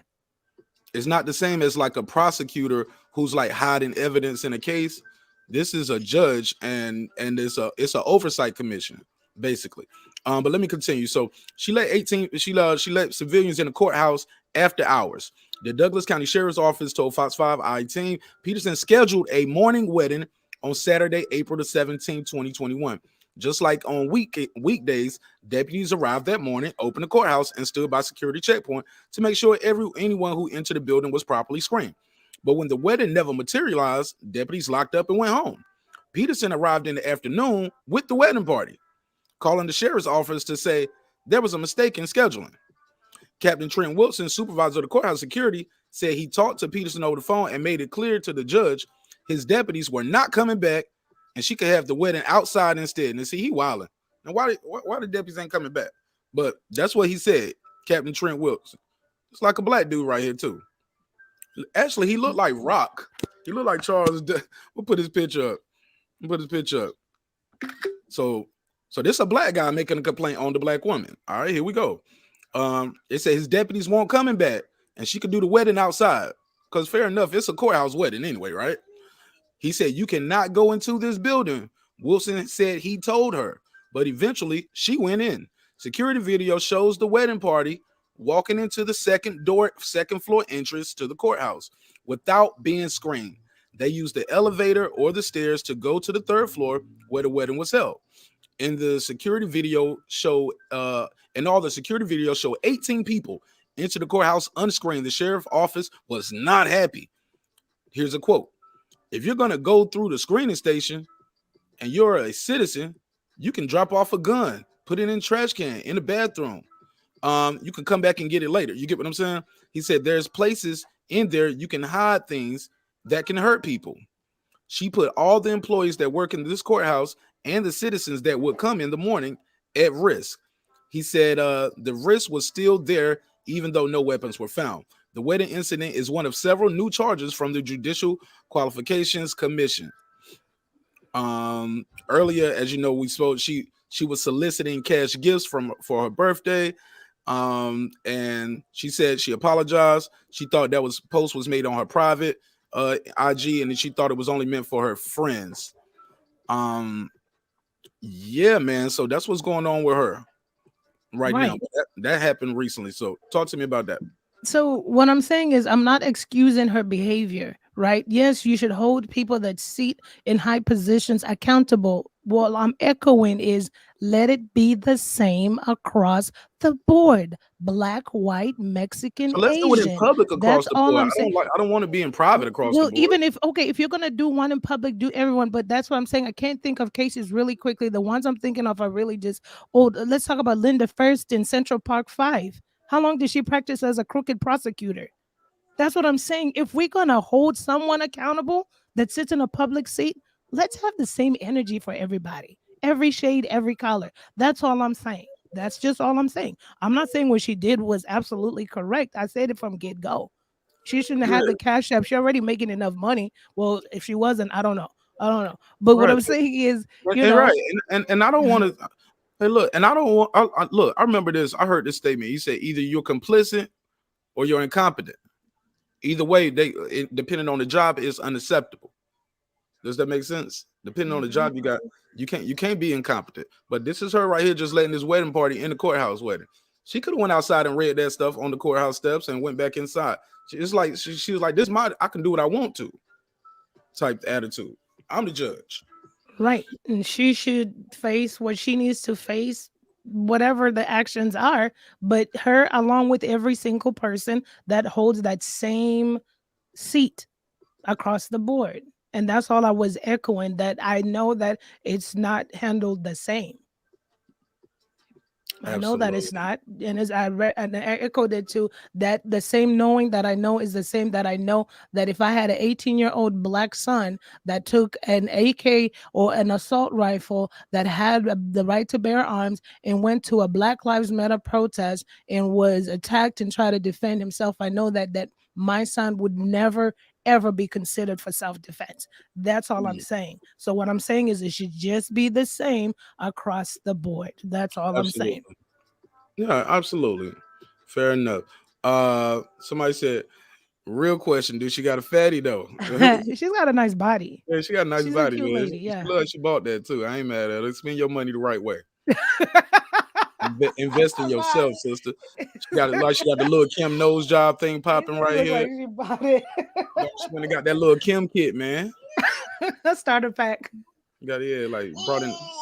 But look, man, I'm about to go, man. I'm about to enjoy this weigh-in. Y'all know we got a big fight tomorrow. I'm gonna spend some time with my baby real quick, and I'll be back shortly, man, to do a recap on you guys on this weigh-in, talk some boxing tonight, and whatever else you guys want to talk about. Anybody want to give me their final words? And shame on y'all. Everybody pull up, man. Y'all didn't even hit the lights, man. Got about 700 views. Y'all didn't even give me hardly no lights on the content. Shame on you. Shame on you. No final words, but just to echo that people need to really, if you didn't watch the trial or figure out the facts, don't let anyone spoon feed you information that is inaccurate before you get emotionally involved. Find out why Kyle Rittenhouse was set free, and absolutely the same thing. And with that same knowledge, how can we also move forward knowing that, or echoing that in our communities, right? I know we're far from that, but like somebody said, just open your eyes to what's going on. That's all I gotta say. Shoot. Kyle Rittenhouse out here celebrating. Yeah, man. I'm gonna let you know. I agree with Basel Bully in the chat. Shout out to my sister right here, Toya the Tutor. Okay, look at you. I see the little blonde thing going, boo. I see you, girl. I just want to say this. Shout out to I Know Boxing. You said he said that's not true, sis. It is what it is. That's her opinion. That's your opinion. You're more than welcome to call in or beam in whenever you like. But K Savage, I'm gonna be right back in about 15-20 minutes, homie. I'm gonna be on some boxing talk when I get right back. So I'll be back in a couple minutes just to cover this weigh-in, and then I'll be back at the flagship time at 10 o'clock. It's a busy day of news, and it's Friday, right? So it's Friday. You ain't got shit to do. Might as well. Y'all know how the rest of it go. Stimulate your mind, man. So we're gonna stimulate your mind. We're gonna have a good time, good conversation with good people, especially my sister right here, girl behind the mic, beautiful sister inside and out. I appreciate her time and energy. Can you plug your channel? Because you got a dope channel over there. Shout out, girl behind the shout out. That's you. You shouting out yourself. Lord have mercy. Go behind the mic on YouTube. I have a tree link in the about section with other links. You can check out the podcast, Decoding Dreams podcast, on your apps, podcast apps, and or Spotify, Apple Podcasts, and so forth. All right, let me drop your link for your YouTube real quick. Here you go. I'll put that in the chat for you. Here you go. Make sure you subscribe to this sister, man. She's super dope. When's your next episode drop? I have small snippets that drop on YouTube on Mondays, so that everyone could follow the podcast links, and it'll be in the description box of the YouTube for the podcast that drop. So Decoding Dreams podcast, just look up Decoding Dreams podcast. Okay. Hey, look, man, this show is the judge's cash app. Say what now? That guy Clips asking about the judge's cash app. Right. Right. He said after that shit, that's stimulation. And I'm trying to get, she right here in Douglasville too, yo. She probably go on to the roof, Chris, getting the steak this weekend. Hey, look, make sure you guys follow Truth TV. Like I said, y'all, this show is an experiment, and it's also a cool experience. But we're trying something different, man. We're trying to grow this channel and also help you content creators grow your channels too in a major way. So if you got a wrench, this will be the time in the show where you can drop your link so people promote your channel. Toya the Tutor, please drop your link. Truth TV, I got your link right here. I'll drop your link. Tell people what you got going on your channel. Man, this dude got 14 subscribers. I like what he's doing. I want to see if we can get him to 50 in the neighborhood by the end of the week. By this time next week, I want to look up and he got 50 new subscribers. So y'all help me on this journey. I don't know where girl behind the mic is at on her numbers, but we're going to try to get these numbers up. She had 345, so we need her at 400 by the end of the week. Let's do it, right? All right, go ahead, Truth TV. Plug your channel, man, so we can get up out of here. Let's do it, man. This Truth TV, aka the Shaman Manor, man, where we talk about the trending topics from a truthful perspective, in my opinion, man. And we break down a lot of stuff from a real perspective. So just tune in, stay tuned, and just look out, man. Subscribe to my channel and follow, likes, and just participate, man. For sure. Well, yeah, man, I'll see y'all in a bit. Make sure y'all follow my guy Jules Gaming Lounge. Please don't forget, it's a mental health app. It's called White Flag app. The White Flag app is a mental health app where you guys can, it's a peer-to-peer mental health app. It's 24 hours a day, 7 days a week, and it's 100% free. So if you need some help, go out there and get some help, man. And yeah, that's all I got, man. I love y'all. I'll see y'all in about 15 minutes or less. All right. We're gonna be on some boxing talk for the Terrence Bud Crawford weigh-in with Sean Porter. All right. With that said, I love y'all, man. I'll see y'all shortly. Dreams require sleep, goals require effort. Go out there and get your goals. I'll see y'all on the next one. Peace.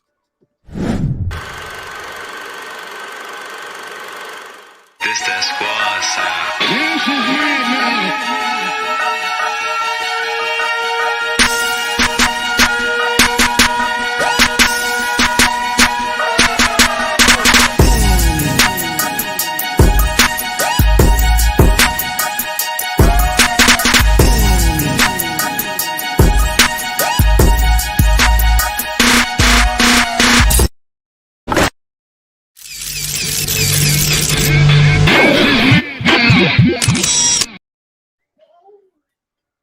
All right. Yeah. Toya the Tutor. Yeah. Y'all make sure y'all follow her as well. Oh, and the poll ended this way. I forgot to tell y'all this. The poll ended with 53% of you saying he is guilty and he got away with murder. And it was 77 votes. We got 77 votes, but we didn't even get 70 likes. So that means y'all was here. Y'all was here. Y'all just didn't want to click like. That's all right. Fuck you too then, bitch. No, I'm joking. I love y'all. I'll see y'all in a little bit. Peace.